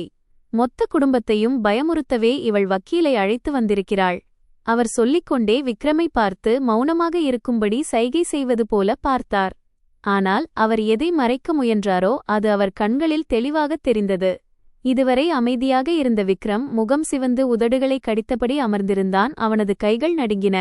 கடனாலும் பயத்தாலும் நசுக்கப்பட்ட ஒரு மனிதன் எப்போது வேண்டுமானாலும் உடைந்து விடுவான் என்பது எனக்கு தெரியும். சரியாக அதே நேரத்தில் விக்ரம் திடீரென்று மேஜையில் ஓங்கி அறைந்தான். அந்தச் சத்தத்தில் அனைவரும் அதிர்ந்து போனார்கள். அவன் சட்டென்று எழுந்து நின்றான். அவன் கண்களிலிருந்த கசப்பு இனி எதையும் பொறுத்துக்கொள்ள முடியாது என்பதை வெளிப்படுத்தியது. ஆம், எனக்கு பணம் தேவை. என் மீது 2.5 கோடி ரூபாய் கடன் இருக்கிறது. முழு அறையுமே அதிர்ச்சியில் உறைந்தது. ஒரு உறவினர், கடவுளே, 2.5 கோடி ரூபாய் கடனா என்றார். ரோஹனின் அத்தை முகம் வெளிறிப்போனது. அவர் சவிதாஜியை திரும்பி பார்த்தார். சவிதா, உனக்கு இது தெரியுமா? சவிதாஜி திக்கித் திணறினார். இல்லை, இல்லை, இவன் பொய் சொல்கிறான். விக்ரம் ஏளனமாக சிரித்தான். அது ஒரு கசப்பான சிரிப்பு. நான் பொய் சொல்கிறேனா? உங்களுக்கு தெரியாதா? எனக்காக வட்டிக்கு கடன் வாங்கச் சென்றது நீங்கள்தானே? இது சவிதாஜியின் முகத்தில் விழுந்த பலமான அறை போல இருந்தது. சவிதாஜி துள்ளிக் குதித்தார். வாயை மூடு. நீ மொத்த குடும்பத்தையும் அழிக்கப் பார்க்கிறாயா? விக்ரம் இன்னும் சத்தமாக கத்தினான். நடப்பது நடக்கட்டும். இந்த வீடு என் கடன் காரணமாக அழியவில்லை, உங்கள் பொய்யான கௌரவத்தால்தான் அழியப் போகிறது. உறவினர்களிடையே பெரும் பரபரப்பு ஏற்பட்டது. சிலர் மனதிற்குள் திட்டிக் கொண்டனர். யாரோ கேள்வி கேட்டுக்கொண்டிருந்தார்கள். சிலர் எழுந்து வெளியேறத் தொடங்கினர். நான் அமைதியாக அமர்ந்திருந்தேன். விக்ரமே எல்லாவற்றையும் உச்சக்கட்டத்திற்கு எடுத்துச் செல்வதை நான் அறிவேன். அதனால் நான் எதுவும் சொல்லத் தேவையில்லை. ஒரு உறவினர் நேரடியாக கேட்டார், இது தொழிலுக்கான கடனா? விக்ரம் கோபமாக பதில் சொன்னான், யாரையும் பார்க்காமல். தொழில் அல்ல, சூதாட்டம், பெட்டிங். சூதாட்டம் என்ற அந்த வார்த்தை ஒரு கல்லைப் போல விழுந்தது. சிலரது வாய்கள் அதிர்ச்சியில் பிளந்தன. யாரோ ஒருவர் தன் நெற்றியில் அடித்துக்கொண்டார். கடவுளே, இதற்காகவா இவ்வளவு தூரம்? ரோஹனின் அத்தை ரோஹனை திரும்பி பார்த்தார். அவர் குரல் கோபத்தில் நடுங்கியது. ரோஹன், உன் தம்பி இவ்வளவு சீரழிந்து போயிருக்கிறான் என்பது உனக்கு தெரியுமா? ரோஹன் ஒரு சிலையைப் போல அப்படியே நின்றான். கண்கள் சிவந்திருந்தன, உதடுகள் நடுங்கின, ஆனால் குரல் வெளியே வரவில்லை. விக்ரம் தொடர்ந்தான். அவன் குரலில் இப்போது பயம் தெரிந்தது. ஆரம்பத்தில் சில இழப்புகள்தான். பிறகு தோற்கத் தொடங்கினேன். பிறகு கடன் வாங்கினேன். அவர்கள் சும்மா விளையாடவில்லை. அவர்கள் மொத்த வீட்டையும் காலி செய்வதாக மிரட்டினார்கள். நாங்கள் எங்கே இருக்கிறோம்? ரோஹன் அண்ணன் எங்கே வேலை செய்கிறார்? குழந்தைகள் எந்த பள்ளியில் படிக்கிறார்கள் என்று அவர்களுக்கு தெரியும். அம்மா இதையெல்லாம் மறைத்துவிடலாம் என்று நினைத்தார். சவிதாஜி தன் நெஞ்சை பிடித்துக் கொண்டார். அவர் முகம் இரத்தமில்லாமல் வெளிரி போயிருந்தது. அவரால் வாதிட முடியவில்லை. மெதுவாகச் சொன்னார், நான் பயந்துவிட்டேன். விக்ரம் கத்தினான். பயந்துவிட்டீர்களா? அதற்காகத்தானே இந்த இன்சூரன்ஸ் நாடகத்தை நடத்தினீர்கள், இல்லையா? அந்த அறையில் இருந்தவர்களின் பார்வைகள் அனைத்தும் சவிதாஜியின் மீது திரும்பின. இப்போது அவர் ஒரு அப்பாவியான மாமியாராக நடிக்க முடியாது. சூதாட்ட கடன், கொலை மிரட்டல், பணம் சம்பாதிப்பதற்கான குறுக்கு வழி என அனைத்தும் இணைந்திருந்தது. இதை கேட்டதும் என் உடல் நடுங்கியது. ஆனால் குரலை அமைதியாக வைத்திருந்தேன். நான் தெளிவாகச் சொன்னேன், அத்தை, மற்றவர்கள் அனைவருமே புரிந்து கொள்ளுங்கள். 1.20 கோடி ரூபாய் எதற்காக கேட்டார்கள் என்று இப்போது புரிகிறதா? கம்பெனி தொடங்க அல்ல, கடனை அடைக்க. சவிதாஜி விக்கி அழத் தொடங்கினார். அவர் குரல் கம்மியிருந்தது. எனக்கு வேறு வழி தெரியவில்லை. அவன் என் மகன். நான் அவனை காப்பாற்றாவிட்டால் வேறு யார் காப்பாற்றுவார்கள்? ஒரு உறவினர் நாற்காலியை ஓங்கி அடித்தார். மகனைக் காப்பாற்ற வேண்டுமென்றால் உழைத்து அடைக்க வேண்டியதுதானே? மருமகளை ஏன் பலிகடாவாக்கினாய்? சவிதாஜி தேம்பித் தேம்பி அழுதார். நான் அப்படி நினைக்கவில்லை. மக்களின் ஆலோசனையைத்தான் கேட்டேன். எனக்கு பணம் மட்டுமே தேவைப்பட்டது. அவர் குரல் மிகவும் பலவீனமாகிவிட்டது. அதிகாரமிக்க மாமியாரின் திமிர் மறைந்து தன் மகனின் தவறுகளில் சிக்கிக்கொண்ட ஒரு பயந்த தாயாக அவர் மாறினார். ஆனால் இந்த நாடகத்தில் இன்னும் ஒரு திருப்பம் இருக்கிறது என்று எனக்கு தெரியும். கடனை புரிந்து கொள்ள முடியும், ஆனால் அவர்களின் வார்த்தைகளில் இருந்த கொடூரத்தை மன்னிக்க முடியாது. நான் விக்ரமை பார்த்தேன். என் குரல் மெதுவாக, அதே சமயம் உறுதியாக இருந்தது. இது வெறும் கடன் பற்றியது மட்டுமல்ல, இல்லையா? விக்ரம் வேகமாக என் பக்கம் திரும்பினான். அவன் கண்கள் கோபத்தில் சிவந்திருந்தன. நீங்கள் இன்னும் என்ன எதிர்பார்க்கிறீர்கள்? அவன் கேள்விக்கு நான் பதிலளிக்கவில்லை. என் போனை எடுத்து மற்றொரு ரெக்கார்டிங்கை ஒலிக்கச் செய்தேன். அந்த ரெக்கார்டிங்கில் விக்ரமின் குரல் எதிரொலித்தது. அது மிகவும் குளிர்ச்சியாகவும் கொடூரமாகவும் இருந்தது. அவள் மட்டும் இல்லையென்றால் பணம் ரோஹன் அண்ணனின் கைக்கு வரும், நாம் அனைவரும் தப்பித்துவிடலாம். முழு அறையின் மீதும் யாரோ பனிக்கட்டியை கொட்டியது போல இருந்தது. சிலர் கடவுளே என்று முணுமுணுத்தனர். சிலர் திடுக்கிட்டு எழுந்து நின்றனர். ரோஹன் தள்ளாடினான். நாற்காலியை பிடித்துக்கொண்டான். அவன் முகம் வெளிரிப்போய் உதடுகள் நீல நிறமாக மாறின. தன் தம்பி விக்ரமை ஒரு அந்நியனைப் போல பார்த்தான். நீ என்ன சொன்னாய்? விக்ரமின் முகம் பயத்தில் வெளிரிப்போனது. தான் சொன்ன வார்த்தைகளை திரும்பப் பெற நினைப்பது போல அவன் வாய் திறந்து மூடியது. சவிதாஜியும் உறைந்து போயிருந்தார். கண்கள் அகல விரிந்திருந்தன. நான் ரோஹனை நோக்கி திரும்பினேன். என் குரல் பயங்கரமான அமைதியுடன் இருந்தது. கேட்டாயா? உன் அம்மாவும் தம்பியும் உன் பங்கையும் தீர்மானித்து விட்டார்கள். ரோஹனின் குரல் உடைந்து போனது. எனக்கு எனக்கு தெரியாது. நான் சத்தியம் செய்கிறேன். நான் மெதுவாக தலையசைத்தேன். உனக்கு தெரியாது. ஆனால் அவர்கள் என்னிடம் சொத்துரிமையை விட்டுக் கொடுக்க காகிதங்களில் கையெழுத்து வாங்கும்போது நீ மௌனமாக இருந்தாய். என் அம்மாவிடம் 1.20 கோடி ரூபாய் கேட்கும்போது நீ அமைதியாக இருந்தாய். நீ இவ்வளவு காலம் அமைதியாக இருந்ததால் நீ எப்போதும் அமைதியாகவே இருப்பாய் என்று அவர்கள் நினைத்துவிட்டார்கள். ரோஹன் தன் தலையை பிடித்துக் கொண்டான். கண்கள் சிவக்கத் தன் அம்மாவை பார்த்தான். அம்மா, ஏன் இப்படிச் செய்தீர்கள்? சவிதா ஜி தேம்பித் தேம்பி அழுதார். நான் சிக்கிக் கொண்டேன். அவர்கள் அவனை கொன்றுவிடுவார்கள் என்று பயந்தேன். நான் அவர்களை பார்த்து ஒரு சிறிய கூர்மையான வாக்கியத்தைச் சொன்னேன். உங்கள் மகன் கொல்லப்படுவான் என்று பயந்தீர்கள். அதனால்தான் உங்கள் மருமகளை முதலில் கொல்ல முடிவு செய்தீர்களா? இதைக் கேட்டதும் சவிதா ஜி மௌனமானார். அரை அதிர்ச்சியில் ஆழ்ந்திருந்தபோது கதவு பலமாக தட்டப்பட்டது. யாரோ அவசரத்தில் இருப்பது போல இருந்தது. அனைவரும் அதிர்ச்சியுடன் திரும்பினர். வெளியிலிருந்து ஒரு கனமான குளிர்ச்சியான ஆண்குரல் கேட்டது. இதுதான் சவிதா ஜியின் வீடா? வெளியே வா, பேச வேண்டியிருக்கிறது. யாரும் புரிந்து கொள்வதற்கு முன்பே கதவு பலமாக தள்ளப்பட்டது. இருவர் உள்ளே நுழைந்தனர். அவர்கள் முகத்தில் ரவுடித்தனம் தெரிந்தது. கையில் போன் இருந்தது. அவர்கள் எதையோ தேடுவது போலச் சுற்றி பார்த்தனர். விக்ரம் பின்வாங்கினான். அவன் முகத்தில் இரத்தமே இல்லை. சவிதா ஜி நடுங்கத் தொடங்கினார். நாற்காலியை இறுக்கமாக பிடித்துக் கொண்டார். ரோஹன் தன் குடும்பத்தை காப்பாற்ற ஒரு அடி எடுத்து வைத்தான். ஆனால் அவனது கால்கள் நடுங்கின. முன்னே வந்தவன் விக்ரமை பார்த்து ஏளனமாகச் சிரித்தான். குடும்ப கூட்டம் நடக்கிறதா? என்ன விஷயம்? கேட்டுக்கொள். ஒரு வாரத்திற்குள் பணம் கிடைக்காவிட்டால் நான் உன்னை தூக்கிக் கொண்டு போவேன். அவன் சுற்றிலும் பார்த்து வேண்டுமென்றே சத்தமாகச் சொன்னான். மட்டுமல்ல, ஒட்டுமொத்த வீட்டையும் சேர்த்துத்தான். அறையில் கூச்சல் எழுந்தது. சிலர் பயத்தில் எழுந்தனர், சிலர் பின்வாங்கினர். சிலர் போலீஸை கூப்பிடுங்கள் என்று கத்தினர். ஆனால் அத்தகைய ஆட்களுக்கு முன்னால் எதையும் செய்ய எவருக்கும் தைரியமில்லை. நான் அமைதியாக அமர்ந்திருந்தேன். என் இதயம் வேகமாகத் துடித்தாலும் என் மூளை குளிர்ச்சியாக இருந்தது. அவர்கள் ஏன் பணத்திற்காக பைத்தியமாக அலைகிறார்கள் என்பதையும், இத்தனைக்கும் பின்னாலிருந்த அந்த உண்மையான இருண்ட நிழல் இதுதான் என்பதையும் நான் புரிந்து கொண்டேன். அதே நொடியில் ரோஹன், சவிதா ஜி, விக்ரம் மற்றும் அந்த 2 ரவுடிகளை பார்த்தேன். இது இனி ஒரு குடும்பச் சண்டை அல்ல என்பதை உணர்ந்தேன். இந்தச் சகதியில் நான் மேலும் புதைந்துவிடாமல் இருக்க எல்லாவற்றிற்கும் ஒரு தெளிவான முடிவு தேவை என்பதை நான் புரிந்து கொண்டேன். அந்த ரவுடிகள் ஒட்டுமொத்த வீட்டையும் மிரட்டியதும் வரவேற்பறையில் பெரும் குழப்பம் ஏற்பட்டது. மக்கள் சிதறி ஓடினர். சிலர் பின்வாங்கிச் சென்றனர். சிறிது நேரத்திற்கு முன் எனக்கு அறிவுரை வழங்கிக் கொண்டிருந்த உறவினர்கள் இப்போது பயத்தில் வெளிறிப்போய், இது இவர்களது குடும்பப் பிரச்சினை, நான் கிளம்புகிறேன் என்று ஓடினர். குடும்பக் கூட்டத்தின் உண்மையான முகம் வெளிப்பட்டது. ஒவ்வொருவரும் தங்களை காப்பாற்றிக் கொள்ளவே நினைத்தனர். யாரும் இந்தச் சிக்கலில் சிக்க விரும்பவில்லை.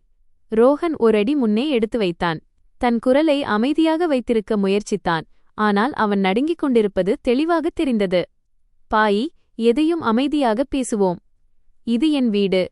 முன்னே நின்றவன் ஏளனமாக சிரித்துவிட்டு விக்ரமைச் சுட்டிக்காட்டினான். இது உன் வீடு என்றால் நீயே வைத்துக்கொள். எனக்கு என் பணம் வேண்டும். ஒரு வாரம். அவன் சவிதா ஜியைப் பார்த்தான். அவன் கண்கள் குளிர்ச்சியாகவும் கடினமாகவும் இருந்தன. அழுது எந்த பயனும் இல்லை. நீதான் ஜாமீன் கையெழுத்திட்டாய், அதனால் நீதான் பணத்தை கொடுத்தாக வேண்டும். ஜாமீன் ஜாமீன் என்ற வார்த்தையை கேட்டதும் சவிதா ஜியின் கால்கள் நடுங்கின. அவர் மேஜையை பிடித்துக் கொண்டு நின்றார். வாய் பிளந்து அப்படியே நாற்காலியில் சரிந்தார். ரோஹனின் அத்தை பதறியடித்துக் கொண்டு அவரை தாங்கிப் பிடிக்க ஓடினார். சவிதா, என்னாச்சு உனக்கு? சவிதாஜி மெதுவாக முணுமுணுத்தார். கடவுளே, நான் செத்துப்போய் விடுவேன். ஆனால் அவர் இப்போது பயப்படும் மரணம் அவமானத்தினால் வரும் மரணமல்ல, மாறாக தான் செய்த செயல்களின் விளைவை அனுபவிக்கப் போவதைக் கண்டுவரும் பயம். விக்ரம் ஒரு மூலையில் மயங்கி விழுவது போல நின்றான். ஆனால் ரவுடிகள் அவனை தப்பவிடவில்லை. ஒருவன் முன்னேறி வந்து அவனது சட்டையை பிடித்து இழுத்துக்கொண்டு முற்றத்திற்கு அழைத்துச் சென்றான். விக்ரம் பதறித் துடித்தான். என்னை விட்டுவிடு, கெஞ்சி கேட்கிறேன். உடைகள் கிழிபடும் சத்தமும் கெட்ட வார்த்தைகளும் வீடு முழுவதும் எதிரொலித்தன. அனைவரும் அப்படியே உறைந்து போயினர். யாரும் குறுக்கிடத் துணியவில்லை. ஒரு உறவினர் முணுமுணுத்தார். அட, இது ரவுடிகளின் விவகாரம் என்று கூறிவிட்டு திரும்பி பார்க்காமல் கதவு வழியாக தப்பி ஓடினார். மற்றவர்களும் ஒவ்வொன்றாக நழுவத் தொடங்கினர். சிறிது நேரத்திற்கு முன்பு என்னை மரியாதையற்றவள் என்று சொன்ன உறவினர்கள் இப்போது அமைதியாக தப்பிப்பதற்கான வழியை தேடிக்கொண்டிருந்தனர். யாரும் சவிதாஜியை தாங்கிப் பிடிக்கவில்லை. விக்ரமை காப்பாற்ற வரவில்லை. மருமகளை பாடத்தை புகட்ட நினைத்த விஷயம் இப்போது கடன், சட்டம் மற்றும் நிஜமான ஆபத்தாக மாறியிருப்பதை அவர்கள் உணர்ந்துவிட்டனர். நிஜமான ஆபத்து வரும்போது உறவுகள் காகிதத்தைப் போல மெலிதாகி விடுகின்றன. ரோஹன் முற்றத்தின் நடுவில் நின்று கொண்டிருந்தான். தன் தம்பி இழுத்துச் செல்லப்படுவதையும் தன் அம்மா கீழே விழுந்து கிடப்பதையும் பார்த்துவிட்டு பிறகு என்னை பார்த்தான். அவன் கண்களில் இப்போது எதையும் மறைக்க வேண்டும் என்ற எண்ணம் இல்லை. தனது மௌனத்தின் விளைவை முதன்முறையாக கண்ட ஒரு மனிதனின் கண்களாக அவை இருந்தன. அவன் வேகமாக என்னிடம் வந்து திடீரென்று எனக்கு முன்னால் மண்டியிட்டான். அந்த முற்றத்தில் ஓடும் உறவினர்கள் மற்றும் அங்கிருந்த ரவுடிகளுக்கு முன்னால் அவன் மண்டியிட்டதைக் கண்டு நான் திகைத்து நின்றேன். என் வாழ்க்கையில் ரோஹன் ஒருபோதும் இப்படி மண்டியிட்டதே இல்லை. அவன் எப்போதும் நேர்மையானவன், அமைதியானவன். ஆனால் அவன் தன்மானமிக்கவன். இன்று அவன் மண்டியிட்டு உட்கார்ந்திருந்தான். நான் எங்கே சென்று விடுவேனோ என்று என் மணிக்கட்டை பிடித்து கொண்டான். அவனது குரல் உடைந்து போயிருந்தது. பிரியா, என்னை மன்னித்துவிடு. நான் பலவீனமாக இருந்தேன். நான் தவறு செய்துவிட்டேன். ஆனால் நான் சத்தியம் செய்கிறேன், நான் உனக்கு எப்போதும் தீங்கு நினைக்கவில்லை. இதைக் கேட்டதும் ஒரு நிமிடம் என் இதயம் துயரத்தால் நிறைந்தது. ஆனால் நான் உருகவில்லை. அவனை பார்த்து நான் ஒரே ஒரு கேள்வியை கேட்டேன். அதிக சத்தத்துடனோ கோபத்துடனோ இல்லை, வெறும் உண்மையை மட்டும் கேட்டேன். ஒருவேளை எனக்கு தெரியாமல் போயிருந்தால் என்ன ஆகியிருக்கும் ரோஹன்? ரோஹன் வாயைத் திறந்தான், என்னை பார்த்தான், பிறகு தரையை பார்த்தான். அவனால் பதில் சொல்ல முடியவில்லை. ஏனென்றால் பதில் மிகத் தெளிவாக இருந்தது. எனக்கு தெரியாமல் இருந்திருந்தால் இன்றும் நான் விவாகரத்து செய்யவும் பணம் கொடுக்கவும் வற்புறுத்தப்பட்டிருப்பேன். அது எந்த அளவிற்குச் சென்றிருக்கும் என்று யாருக்கும் தெரியாது. உள்ளே இருந்து சவிதாஜி ரோஹனின் பெயரை அழைப்பதை கேட்டேன். அவர் தலையை உயர்த்தினார். கண்கள் சிவந்திருந்தன, குரல் கம்மியிருந்தது. மருமகளே, உன்னை வேண்டுகிறேன். என்னிடம் அறியாமை ஏற்பட்டுவிட்டது. வேறு வழி தெரியவில்லை. நான் அவர்களை நோக்கித் திரும்பினேன். இப்போது என் மனதில் கோபம் இல்லை, மாறாக மரணத்தின் பிடியிலிருந்து தப்பி வந்த ஒரு மனிதனின் தெளிவு மட்டுமே இருந்தது. நான் தெளிவாகச் சொன்னேன், அனைவரும் கேட்கும் வகையில், நீங்கள் அறியாமை செய்யவில்லை, கணக்கு போட்டீர்கள். அந்த கணக்கை வேறொருவரின் வாழ்க்கையின் மீது போட்டீர்கள். அங்கு நின்றிருந்த ரவுடிகள் இந்த குடும்ப நாடகத்தை பார்த்து கொண்டிருந்தனர். முன்னால் நின்றவன் ஏளனமாக சிரித்தான். யார் சரி யார் தவறு என்பதில் எனக்கு அக்கறை இல்லை. எனக்கு பணம் வேண்டும். அவன் ரோஹனை சுட்டிக்காட்டினான். நீதான் அண்ணன், நீதான் பணம் தரப்போகிறாயா அல்லது இவனை நான் அழைத்துச் செல்லவா? ரோஹன் எழுந்தான். ஆனால் இப்போதும் என்னையே பார்த்து கொண்டிருந்தான். குடும்பத்திற்கும் மனைவிக்கும் இடையில் அவன் சிக்கியிருப்பது போலிருந்தது. இந்த நேரத்தில் நான் விஷயத்தை முடிக்காவிட்டால் அவர்கள் மீண்டும் அதே சுழற்சியில் சிக்கிவிடுவார்கள் என்பதை நான் அறிவேன். என் அம்மாவின் பணத்தை எடுத்து விக்ரமை காப்பாற்றி எல்லாம் மீண்டும் முதலிலிருந்து தொடங்கும். அடுத்த முறை அவர்கள் இன்னும் புத்திசாலித்தனமாகவும் ஆபத்தாகவும் இருப்பார்கள். நான் ஆழ்ந்த மூச்சை எடுத்துக்கொண்டு ஒரு அடி முன்னே எடுத்து வைத்தேன். என் குரல் சத்தமாக இல்லை, ஆனால் அந்த முற்றமே அமைதியானது.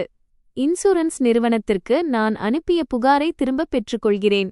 சவிதாஜியும் ரோஹனும் ஏதோ ஒரு நம்பிக்கை ஒளித்தெரிந்தது போல தலையை உயர்த்தினர். ஆனால் நான் கையை உயர்த்தி அவர்களைத் தடுத்து உறுதியாகச் சொன்னேன். ஆனால் ஒரு நிபந்தனை. அனைவரது மூச்சும் நின்றது. ஓடிக்கொண்டிருந்த உறவினர்கள் கூட நின்றுவிட்டனர். ரவுடிகள் கூட நான் என்ன சொல்லப் போகிறேன் என்று என்னையே பார்த்தனர். நான் விக்ரமை பார்த்தேன். அவன் இன்னும் பிடிபட்ட நிலையிலேயே இருந்தான். விக்ரம் தனது கடனுக்குத்தானே பொறுப்பேற்க வேண்டும். என் அம்மாவின் பணத்திலிருந்து ஒரு பைசா கூட யாரும் எடுக்கக்கூடாது. 1.20 கோடி பற்றி இனி பேச்சு இருக்கக்கூடாது. நான் சவிதாஜியை பார்த்தேன். உங்கள் மகனிடம் உங்களுக்கு அவ்வளவு அன்பு இருந்தால் உங்கள் பொருட்களை விற்று அவனை காப்பாற்றுங்கள். கடன் வாங்குங்கள், நீங்களே திருப்பிச் செலுத்துங்கள். என் அம்மாவின் பணத்தின் மீது கண் வைக்காதீர்கள். சவிதாஜி அழத் தொடங்கினார். ஏதோ சொல்ல முயன்றார். ஆனால் ரோஹனின் அத்தை அவரை இழுத்துக்கொண்டார். இனி ஆதரவு தெரிவித்தால் ஒட்டுமொத்த குடும்பமும் மூழ்கிவிடும் என்பது அவருக்கும் புரிந்தது. நான் ரோஹனை நோக்கி திரும்பினேன். அவன் நம்பிக்கை மற்றும் பயத்துடன் என்னையே பார்த்து கொண்டிருந்தான். நான் என் நிபந்தனையின் இறுதிப் பகுதியை மெதுவாகவும் தீர்ப்பைப் போலவும் சொன்னேன். நான் விவாகரத்து கோருவேன். ரோஹனுக்கு யாரோ தன் மார்பில் பலமாக தாக்கியது போல இருந்தது. அவன் பதறிக்கொண்டு எழுந்தான். நீ என்ன சொல்கிறாய்? நான் எல்லாவற்றையும் இழந்துவிட வேண்டும் என்று நினைக்கிறாயா? இந்த நேரத்தில் நீ விவாகரத்து எடுத்தால் நான் செத்துவிடுவேன். நான் அவனை பார்த்தேன். என் இதயம் வலிக்கிறது, ஆனால் என் குரல் வலுவாக இருந்தது. நீ என் நம்பிக்கையை ஏற்கனவே இழந்துவிட்டாய். அவன் புரிந்து கொள்ள வேண்டும் என்பதற்காக ஒரு நிமிடம் நிறுத்தினேன். நான் பழிவாங்க விவாகரத்து கேட்கவில்லை. என் கவனக்குறைவின் மீது என் உயிரையே விலை பேசக்கூடிய ஒரு கூரையின் கீழ் என்னால் வாழ முடியாது என்பதற்காகவே இதைக் கேட்கிறேன். அங்கே விவாதங்கள் எதுவும் நடக்கவில்லை. சவிதாஜியின் அழுகை, விக்ரமின் பயந்த மூச்சு மற்றும் ரோஹனின் தேம்பல் மட்டுமே கேட்டது. என் முடிவால் பலருக்கு துன்பம் ஏற்படும் என்பது எனக்கு தெரியும், ஆனால் இந்த முடிவை எடுக்காவிட்டால் எனக்குத்தான் அதிக துன்பம் ஏற்படும் என்பதும் எனக்கு தெரியும். நான் விவாகரத்து எடுக்கப் போகிறேன் என்று சொன்னதும் அந்த முற்றத்தின் காற்று அப்படியே நின்றது போல இருந்தது. ரோஹன் சிறிது நேரம் சிலையாக நின்றான். பிறகு முன்னேறி வந்து என் கையை பலமாக பற்றிக் கொண்டான், ஏதோ ஒரு கடைசி ஆதாரத்தை பிடிப்பது போல. இப்போது அவன் ஏன் என்று கேட்கவில்லை. தழுதழுத்த குரலில் சொன்னான், பிரியா, அப்படிச் செய்யாதே. எனக்கு ஒரு வாய்ப்பு கொடு. நான் எல்லாவற்றையும் சரிசெய்து விடுகிறேன். அவனது கைகளையும் அவன் சோர்ந்து போயிருந்த முகத்தையும் பார்த்தேன். அந்த தருணத்தில் எனக்கு வெற்றியாகவோ அல்லது தோல்வியாகவோ எதுவும் தெரியவில்லை. ஆழ்ந்த சோர்வு மட்டுமே இருந்தது. மேலதிகமாக வாதிடவோ எதையும் எதிர்பார்க்கவோ எனக்கு தெம்பில்லை. அவனது கையை மெதுவாக விடுவித்துக் கொண்டேன். அவனுக்கு மற்றவர்கள் முன்னால் அவமானம் ஏற்படக்கூடாது என்பதற்காக அதை நிதானமாகச் செய்தேன். சில விஷயங்கள் உடைந்தால் அவற்றை மீண்டும் ஒட்ட வைக்க முடியாது என்று மட்டும் சொன்னேன். ரோஹன் அமைதியாக நின்றான். உதடுகள் நடுங்கின, கண்கள் சிவந்திருந்தன. நான் சொல்வது அவனை தாக்கும் என்று எனக்குத் தெரியும். ஆனால் நான் இதைச் சொல்லாவிட்டால் அதே மன்னிப்பு, வாக்குறுதிகள், மௌனம் மற்றும் மீண்டும் மீண்டும் நிகழும் அதே சுழற்சியில் நான் சிக்கிவிடுவேன் என்பதும் எனக்குத் தெரியும். அன்று மாலை யாரிடமும் பேச எனக்கு தெம்பில்லை. என் மகளை அறைக்கு அழைத்துச் சென்று கதவை மூடிக்கொண்டேன். அவள் தூங்கிக் கொண்டிருந்தாள். தூக்கத்தில் அவ்வப்போது அசைந்தாள், ஏதோ முணுமுணுத்தாள். நான் அவள் அருகே அமர்ந்து ஜன்னலுக்கு வெளியே கேட்ட சத்தங்களை கவனித்துக் கொண்டிருந்தேன். என் இதயம் கனமாக இருந்தது. விவாகரத்தை பற்றி பேசிய பிறகு வாழ்க்கை பழையபடி இருக்காது என்பது எனக்கு தெரியும். ஆனால் விசித்திரமாக எனக்கு லேசாகவும் இருந்தது. நீண்ட காலமாக தூக்கிக் கொண்டிருந்த பெரும் சுமையை யாரோ கீழே இறக்கி வைத்தது போல இருந்தது. அடுத்த நாள் காலை நான் மிக சீக்கிரமாகவே எழுந்துவிட்டேன். அந்த வீட்டில் யாருக்கும் என்னுடன் கண் பார்க்க தைரியமில்லை. சவிதாஜி வரவேற்பறையில் அமர்ந்திருந்தார். கண்கள் வீங்கியிருந்தன. நேற்று இருந்த அந்த திமிர் பிடித்த பெண் அவரிடம் இல்லை. விக்ரம் எங்கும் காணப்படவில்லை. ஒருவேளை அறையில் ஒளிந்திருக்கலாம். ரோஹன் இரவு முழுவதும் தூங்கவில்லை. அவன் மேஜை மீது தலை வைத்து அமர்ந்திருந்தான். ஏதோ ஒரு கெட்ட கனவிலிருந்து விழித்த பிறகும் அந்த துயரம் நீங்காதது போல இருந்தான். நான் எதுவும் பேசவில்லை. அறைக்குள் சென்றேன். நான் அலமாரியை திறந்து சூட்கேஸை எடுத்தேன். முதலில் என் மகளின் துணிகளை வைத்தேன். சின்ன சின்ன ஆடைகள், சாக்ஸ், ஜாக்கெட்டுகள். நான் மிகவும் மெதுவாக செய்தேன். காலத்தை நீட்ட வேண்டும் என்பதற்காக அல்ல, அவசரமாக செய்தால் கண்ணீர் வந்துவிடும் என்ற பயத்தினால். என் மகள் எழுந்து சூட்கேஸுடன் என்னை பார்த்து கண்களை கசக்கிக் கொண்டே கேட்டாள், அம்மா, நாம் எங்கே போகிறோம் என்று உரக்கத்துடன் கேட்டாள். அவள் கேட்ட அந்த நேரடியான கேள்வி என் தொண்டையை அடைத்தது. நான் அவளை அப்படியே என் மடியில் அள்ளிக்கொண்டேன். அவள் தலைமுடியின் வாசனையை நுகர்ந்து என் குரலை சாதாரணமாக வைத்திருக்க முயற்சி செய்தேன். நாம் சில நாட்களுக்கு பாட்டி வீட்டிற்குப் போகிறோம் கண்ணா. குழந்தை ஆச்சரியத்துடன் அப்பா என்று கேட்டாள். நான் ஒரு கணம் மௌனமாக இருந்துவிட்டு, அப்பா வேலையில் பிஸியாக இருக்கிறார். எல்லாம் சரியாகும்போது அவர் உன்னை பார்ப்பார் என்று மட்டும் சொன்னேன். நான் மகளை தூக்கிக் கொண்டு வெளியே வந்தேன். ரோஹன் சூட்கேஸுடன் என்னை பார்த்ததும் எழுந்து நின்றான். ஏதோ கடைசி ரயிலை பிடிக்க ஓடுவது போல அவன் விரைவாக முன்னே வந்தான். பிரியா, போகாதே. நான் அம்மாவிடம் தெளிவாக பேசிவிடுகிறேன். விக்ரமுடன் அனைத்து உறவுகளையும் துண்டித்துக் கொள்கிறேன். நான் அவனை பார்த்தேன். என் கண்களில் இப்போது கோபமில்லை, மாறாக நீண்ட நாட்களாக பயத்தில் வாழ்ந்த ஒரு மனிதனின் சோர்வு மட்டுமே இருந்தது. நான் அமைதியாகவும் உறுதியாகவும் சொன்னேன், இதை நான் பலமுறை கேட்டுவிட்டேன் ரோஹன். ஆனால் எனக்கு இப்போது வாக்குறுதிகள் வேண்டாம், செயல்கள்தான் வேண்டும். ரோஹன் அமைதியானான். அவன் கண்களில் கண்ணீர் இருந்தது. நான் செய்தது தவறுதான், நான் பலவீனமானவன். ஆனால் நான் உன்னை நேசிக்கிறேன், என் மகளை நேசிக்கிறேன். நான் மெதுவாக தலையசைத்தேன், அவன் சொல்வதை ஏற்றுக்கொள்வது போல. ஆனால் எனக்கு வலிக்கக்கூடிய ஒரு உண்மையைச் சொன்னேன். நீ நேசிக்கிறாய் என்பது எனக்குத் தெரியும், ஆனால் என்னை பாதுகாக்க முடியாத அன்பு எனக்கு போதுமானதல்ல. நான் என் மகளின் பக்கம் திரும்பி அவள் தலைமுடியை தடவி கொடுத்தேன். அதனால் அவளுக்கு இந்த சூழல் தெரியக்கூடாது என்பதற்காக. சவிதாஜி அந்த நேரத்தில் நாற்காலியிலிருந்து எழுந்து சில அடிகள் முன்னேறி வந்து பிறகு அருகில் வரும் தைரியமின்றி நின்றுவிட்டார்.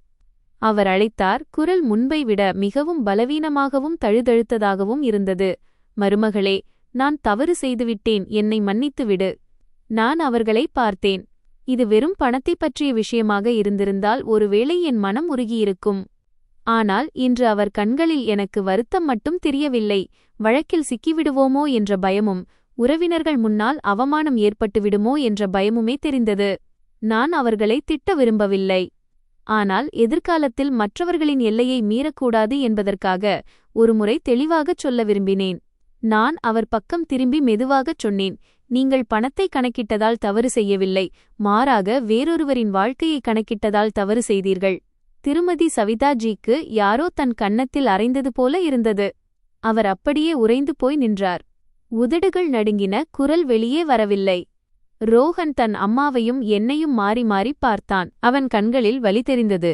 ஏதோ சில விஷயங்களை சொல்லிவிட்டால் அவற்றை மீண்டும் திரும்பப் பெற முடியாது என்பதை அவன் உணர்ந்து கொண்டது போல இருந்தது. நான் என் மகளை தூக்கிக் கொண்டு சூட்கேஸை இழுத்துக்கொண்டு கதவை விட்டு வெளியே வந்தேன். வரவேற்பறையை கடந்து வாசற்படியைத் தாண்டி நேரடியாக வெளியே சென்றேன். நான் வாசலுக்கு வெளியே வந்தபோது பின்னால் ரோஹன் தேம்பி அழுவது கேட்டது. நான் திரும்பி பார்க்கவில்லை, கல்லெஞ்சக்காரி என்பதற்காக அல்ல. ஒரு முறை திரும்பி பார்த்தால் என் பலவீனம் மீண்டும் வந்துவிடும் என்று பயந்ததால். மீண்டும் யோசிக்கத் தொடங்குவேன். இன்னும் கொஞ்சம் பொறுத்துக் கொள்ளலாம் என்று என்னை நானே சமாதானப்படுத்திக் கொள்வேன். நான் ஏற்கனவே நிறைய பொறுத்துக் கொண்டேன். தூரத்தில் நின்று பார்த்து கொண்டிருந்த சில அண்டை வீட்டார்களின் பார்வைகளை கடந்து சென்றேன். சிலர் அனுதாபத்துடனும் சிலர் ஆர்வத்துடனும் பார்த்தனர். ஆனால் எனக்கு இப்போது எதைப்பற்றியும் கவலையில்லை. இந்த இடம் ஒரு புதிய வலையாக மாறுவதற்கு முன்பாக என் மகளை இங்கிருந்து அழைத்துச் செல்ல வேண்டும் என்பது மட்டுமே எனக்கு தெரிந்திருந்தது. ஒரு வாரம் கழித்து நான் நினைத்தது போலவே எல்லாம் மிக வேகமாக நடந்தது. சூதாட்டக் கும்பலுடன் தொடர்புடையதாக விக்ரம் கைது செய்யப்பட்டான். இந்தச் செய்தி எனக்கு தெரிந்த ஒரு நபர் மூலம் கிடைத்தது. அந்த நேரத்தில் எனக்கு மகிழ்ச்சி ஏற்படவில்லை, உடல் நடுங்கியது மட்டுமே மிச்சம். அன்று நான் ஆதாரங்களை வெளிக்கொண்டு வராதிருந்தால் நானும் என் மகளும் இந்தச் சகதியில் எவ்வளவு தூரம் புதையுண்டு போயிருப்போம் என்று நினைத்தேன். விக்ரம் கைது செய்யப்பட்ட நாளிலிருந்து அந்த ரவுடிகள் என்னை தேடி வரவில்லை. ஒருவேளை அவர்கள் வழியை மாற்றியிருக்கலாம் அல்லது போலீசிடம் சிக்கியிருக்கலாம். என்னிடமிருந்து பணம் பறிக்க முடியாது என்பதை அவர்கள் புரிந்து கொண்டிருக்கலாம். ரோஹன் தன் காரை விற்று தன் அம்மாவை காப்பாற்ற கடனில் ஒரு பகுதியை அடைத்தான். இதை கேட்டபோது எனக்கு மகிழ்ச்சி ஏற்படவில்லை. அவன் இந்த தைரியத்தை முன்னரே காட்டியிருந்தால் விஷயங்கள் இந்த அளவிற்கு போயிருக்காது என்று மட்டும் நினைத்தேன். அந்த வீடு நான் பிரிந்ததால் உடையவில்லை. அது அவர்களின் பேராசை, குருட்டுத்தனமான பாசம் மற்றும் ஒரு நேர்மையான மனிதனின் மௌனத்தை ஏணியாக பயன்படுத்தும் பழக்கத்தினாலேயே உடைந்தது. அந்த ஏணி அகற்றப்பட்டதும் அதன் மீது கட்டப்பட்டிருந்த கட்டிடம் சரிந்து விழுந்தது. அந்த வீட்டை விட்டு வந்து 6 மாதங்களாகிவிட்டன. எனக்கும் என் மகளுக்கும் வாழ்க்கை இப்போது ஒரு புதிய பாதையில் இருந்தது. இப்போது இரவுகளில் பயமில்லை, பின்னால் நின்று கிசுகிசுக்க ஆளில்லை. ஒவ்வொரு காகிதத்தையும் ஒவ்வொரு பார்வையையும் கண்டு எச்சரிக்கையாக இருக்க வேண்டிய அவசியமில்லை. என் அம்மா வீட்டிற்கு அருகில் வீட்டு உபயோகப் பொருட்கள் மற்றும் இயற்கை உணவுப் பொருட்கள் விற்கும் ஒரு சிறிய கடையை தொடங்கினேன். கடை பெரியது இல்லை, ஒரு சில அடுக்குகள், ஒரு கவுண்டர் மற்றும் என் மகள் தினமும் மாலையில் உட்கார்ந்து வண்ணம் தீட்டும் ஒரு சிறிய மூலை மட்டுமே இருந்தது. கடையை திறந்த அன்று என் அம்மா வாசலில் அமைதியாக நின்று அந்த எளிமையான பலகையை பார்த்து கொண்டிருந்தார். அவர் அதிகம் பேசவில்லை. என்னை பார்த்து என் தோள் மீது கையை வைத்து, நீ பத்திரமாக இருக்கிறாய், அதுவே எனக்கு போதும் என்று மட்டும் சொன்னார். இதைக் கேட்டதும் என் கண்கள் கலங்கின. என் அம்மா என்னிடம் எவ்வளவு பணம் இருக்கிறது என்று கேட்கவில்லை, எதற்காவது வருத்தப்படுகிறேனா என்று கேட்கவில்லை. அவர்கள் அந்த 2 கோடி ரூபாய் பற்றி ஒரு வார்த்தை கூட பேசவில்லை. அதுதான் ஒரு காலத்தில் என் மீது அழுத்தம் கொடுக்கும் காரணியாக இருந்தது. அவர்களைப் பொறுத்தவரை நான் அங்கு உயிரோடு நின்று கொண்டிருக்கிறேன், மூச்சு விடுகிறேன், ஒவ்வொரு காலையிலும் என் சொந்தக் கைகளால் கடையின் கதவை திறக்கிறேன் என்பதே போதுமானதாக இருந்தது. முன்பு மங்கலாக மட்டுமே தெரிந்த ஒரு விஷயத்தை இப்போது என்னால் இன்னும் தெளிவாக புரிந்து கொள்ள முடிந்தது. பணம் பல விஷயங்களை சரி செய்யலாம், ஆனால் மிக முக்கியமானதை அல்ல. மக்கள் வேறொருவரின் வாழ்க்கையை பணயம் வைக்க தயாராக இருக்கும்போது 2 கோடி ரூபாயால் ஒருவரின் மனசாட்சியை காப்பாற்ற முடியாது. வீட்டில் மரியாதை இல்லையென்றால் 2 கோடி ரூபாயால் ஒரு வீட்டை பாதுகாக்க முடியாது. அந்த வீட்டை நான் பணத்திற்காக அல்ல, என் சுயமரியாதைக்காகவே விட்டு வந்தேன் என்பது எனக்கு தெரியும். ரோஹன் எனக்கு பலமுறை மெசேஜ் செய்தான். சில சமயம் மகளை நினைத்து ஏங்குவதாக எழுதுவான், சில சமயம் ஒருமுறை பார்க்க வேண்டும் என்று கேட்பான். சில சமயம் நான் தவறு செய்துவிட்டேன் என்ற ஒரே ஒரு வாக்கியத்தை மட்டும் அனுப்புவான். நான் அவன் என்னை பிளாக் செய்யவில்லை, ஆனால் பதிலளிக்கவும் இல்லை. நான் அவன் மீது வெறுப்பு கொள்ளவில்லை. ரோஹன் கெட்ட மனிதன் இல்லை, அவன் பலவீனமானவன் என்பது எனக்கு தெரியும். ஆனால் அந்த பலவீனம் தவறான இடத்தில் இருக்கும்போது அது கத்தியைப் போல காயப்படுத்திவிடும். அவன் என்னை நேசிக்கவில்லை என்று சொல்ல முடியாது, ஆனால் என் பாதுகாப்பையே கேள்விக்குறியாக்கும் ஒரு கூரையின் கீழ் என்னால் வாழ முடியாது. விக்ரம் கைது செய்யப்பட்ட பிறகு சவிதாஜிக்கு லேசான பக்கவாதம் ஸ்ட்ரோக் ஏற்பட்டதாக கேள்விப்பட்டேன். உயிருக்கு ஆபத்தில்லை, ஆனால் சில வாரங்கள் மருத்துவமனையில் இருக்க வேண்டியிருந்தது. இப்போது அவர் முன்பு போல அதிரடியாக பேசுவதில்லை, அமைதியாகவே இருக்கிறார் என்று யாரோ சொன்னார்கள். நான் அவரை பார்க்கச் செல்லவில்லை. நான் கொடூரமானவள் என்பதால் அல்ல, நான் என்ன பேசுவேன் என்று எனக்குத் தெரியாததால். சில இடைவெளிகள் உருவாகிவிட்டால் அவற்றை சில சம்பிரதாய வார்த்தைகளால் நிரப்ப முடியாது. விசாரணையில் ஒத்துழைத்ததால் விக்ரமின் தண்டனை சற்றே குறைக்கப்பட்டது. புகுந்த வீட்டு உறவினர்கள் இப்போது அவனை பற்றி பேசுவதை தவிர்த்து வருகின்றனர். இதை கேட்டபோது எனக்கு மகிழ்ச்சி ஏற்படவில்லை, மாறாக ஒருவிதமான சோகமே இருந்தது. உழைத்து தன் தவறுகளை திருத்திக் கொள்ள வேண்டிய ஒரு இளைஞன் தவறான பாதையை தேர்ந்தெடுத்து மொத்த குடும்பத்தையும் தன்னுடன் சேர்த்து இழுத்துக்கொண்டான். ஆனால் ஒவ்வொரு மனிதனும் தன் முடிவுகளுக்குத்தானே பொறுப்பேற்க வேண்டும். குடும்பத்தின் பின்னால் ஒளிந்து கொண்டு எவரும் தவறுகளிலிருந்து தப்பிக்க முடியாது. சில சமயம் இரவு என் மகள் தூங்கிய பிறகு நான் தனியாக கவுண்டரில் அமர்ந்து கணக்குகளை பார்த்து கொண்டிருப்பேன். ஒருவேளை அன்று நான் பயந்து மௌனமாகியிருந்தால் என்ன ஆகியிருக்கும் என்று யோசிப்பேன். நான் ஆதாரங்களை சேர்க்காமல் இருந்திருந்தால், அமைதிக்காக அந்த காகிதங்களில் கையெழுத்திட்டிருந்தால், கண்மூடித்தனமாக 1.20 கோடி ரூபாயை கொடுத்திருந்தால் என்னவாகியிருக்கும்? ஒருவேளை இன்றும் நான் அதே சாப்பாட்டு மேஜையில் கட்டாயமாக சிரித்துக்கொண்டு எல்லாம் சரியாகிவிடும் என்று எனக்கு நானே பொய் சொல்லிக் கொண்டு வாழ்ந்திருப்பேன். அதைவிட மோசமாக ஒரு ஒப்பந்தத்தில் வெறும் எண்களாக மட்டும் நான் மாறியிருப்பேன். அந்த எண்ணத்தை நினைத்தாலே என் உடல் நடுங்குகிறது. இந்த கதையை நான் மிகவும் பலசாலி என்று நிரூபிப்பதற்காக சொல்லவில்லை. என் மகள் தன் தந்தையை பற்றி கேட்கும்போது நான் வருத்தப்படுவதுண்டு. மற்ற குடும்பங்கள் ஒன்றாக இருப்பதை பார்க்கும்போது சில சமயம் எனக்கு தனிமை உணர்வதுண்டு. ஆனால் நான் எடுத்த முடிவை நினைத்து நான் ஒருபோதும் வருத்தப்பட்டதில்லை. என் திருமண வாழ்க்கை முழுவதையும் விலையாக கொடுத்து நான் ஒரு எளிய உண்மையை கற்றுக்கொண்டேன். பணம் ஒரு வீட்டை வாங்கலாம், காப்பீட்டை வாங்கலாம், சிறிது கால அமைதியை வாங்கலாம், ஆனால் மனசாட்சியை வாங்க முடியாது. எப்போது ஒருவரது மனசாட்சி இறந்து போகிறதோ, எப்போது மக்கள் மற்றவர் வாழ்க்கையை கணக்கிடத் தொடங்குகிறார்களோ, அப்போது குடும்பம் என்று அழைக்கப்படுவது வெறும் வெற்று அமைப்பாக மட்டுமே எஞ்சியிருக்கும். என் மகள் ஒவ்வொரு நாளும் வளர்வதை நான் பார்க்கிறேன். அவளிடம் ஒன்று சொல்லிக் கொள்கிறேன். நாளை அவள், அம்மா, நீங்கள் இக்கட்டான சூழ்நிலையில் இருந்தபோது என்ன செய்தீர்கள் என்று கேட்டால் நான் நேராக பதில் சொல்ல முடியும். நான் என்னை காப்பாற்றிக் கொள்ள முடிவெடுத்தேன். நான் சுயநலவாதி என்பதால் அல்ல, பொய் அமைதிக்காக யாரொருவரும் தன் உயிரையும் சுயமரியாதையையும் தியாகம் செய்ய வேண்டிய அவசியமில்லை என்பதால். மருமகளாக இருப்பது என்பது தன் பாதுகாப்பை ஏலம் விடுவதல்ல. திருமணம் என்பது ஒரு பெண் தன் வாழ்க்கையை சூதாட்டமாக பந்தயம் கட்ட வேண்டிய ஒன்றாக மாறிவிட்டால் அந்த சூதாட்டத்திலிருந்து வெளியேறுவதே சிறந்தது. எதிர்காலத்தில் என்ன நடக்கும் என்று எனக்கு தெரியாது. ஆனால் ஒவ்வொரு காலை பொழுதும் கடையின் கதவை திறக்கும்போதும், வாடிக்கையாளர்கள் வரும்போது கேட்கும் மணியோசையை கேட்கும்போதும், என் மகள் ஒரு மூலையில் விளையாடிச் சிரிப்பதை பார்க்கும்போதும் நான் எடுத்தது சரியான முடிவுதான் என்று எனக்கு தெரியும். சில சமயம் மனசாட்சியுடன் அமைதியாக வாழ்வது என்பது எந்த பணத்தாலும் அளவிட முடியாத மிகப்பெரிய செல்வம். वीडियो पसंद आया हो तो लाइक शेयर सब्सक्राइब करना ना भूलें, क्योंकि ऐसा वीडियो सिर्फ हमारे चैनल पर आपको सुनने को मिलता है। और आपको सुननी पसंद है तो वीडियो को लाइक शेयर सब्सक्राइब करना ना भूलें। और कमेंट में ये ज़रूर बताएं कि आप कहाँ से हमारी स्टोरी देखते हैं। अपने गांव का नाम बताएं, अपना शहर है तो शहर का नाम बताएं, और अगली स्टोरी आप किन बारे में सुनना चाहते हैं ये भी कमेंट में ज़रूर बताएं, क्योंकि हम कोशिश करते हैं कि आपको अच्छी सी स्टोरी सुनने को मिले। इसलिए सब्सक्राइब करना ना भूलें। तो मिलते हैं एक ऐसी स्टोरी में। धन्यवाद, जय हिंद। आपका प्यार हमको मिलता रहे, बस यूँ ही चाहते हैं हम।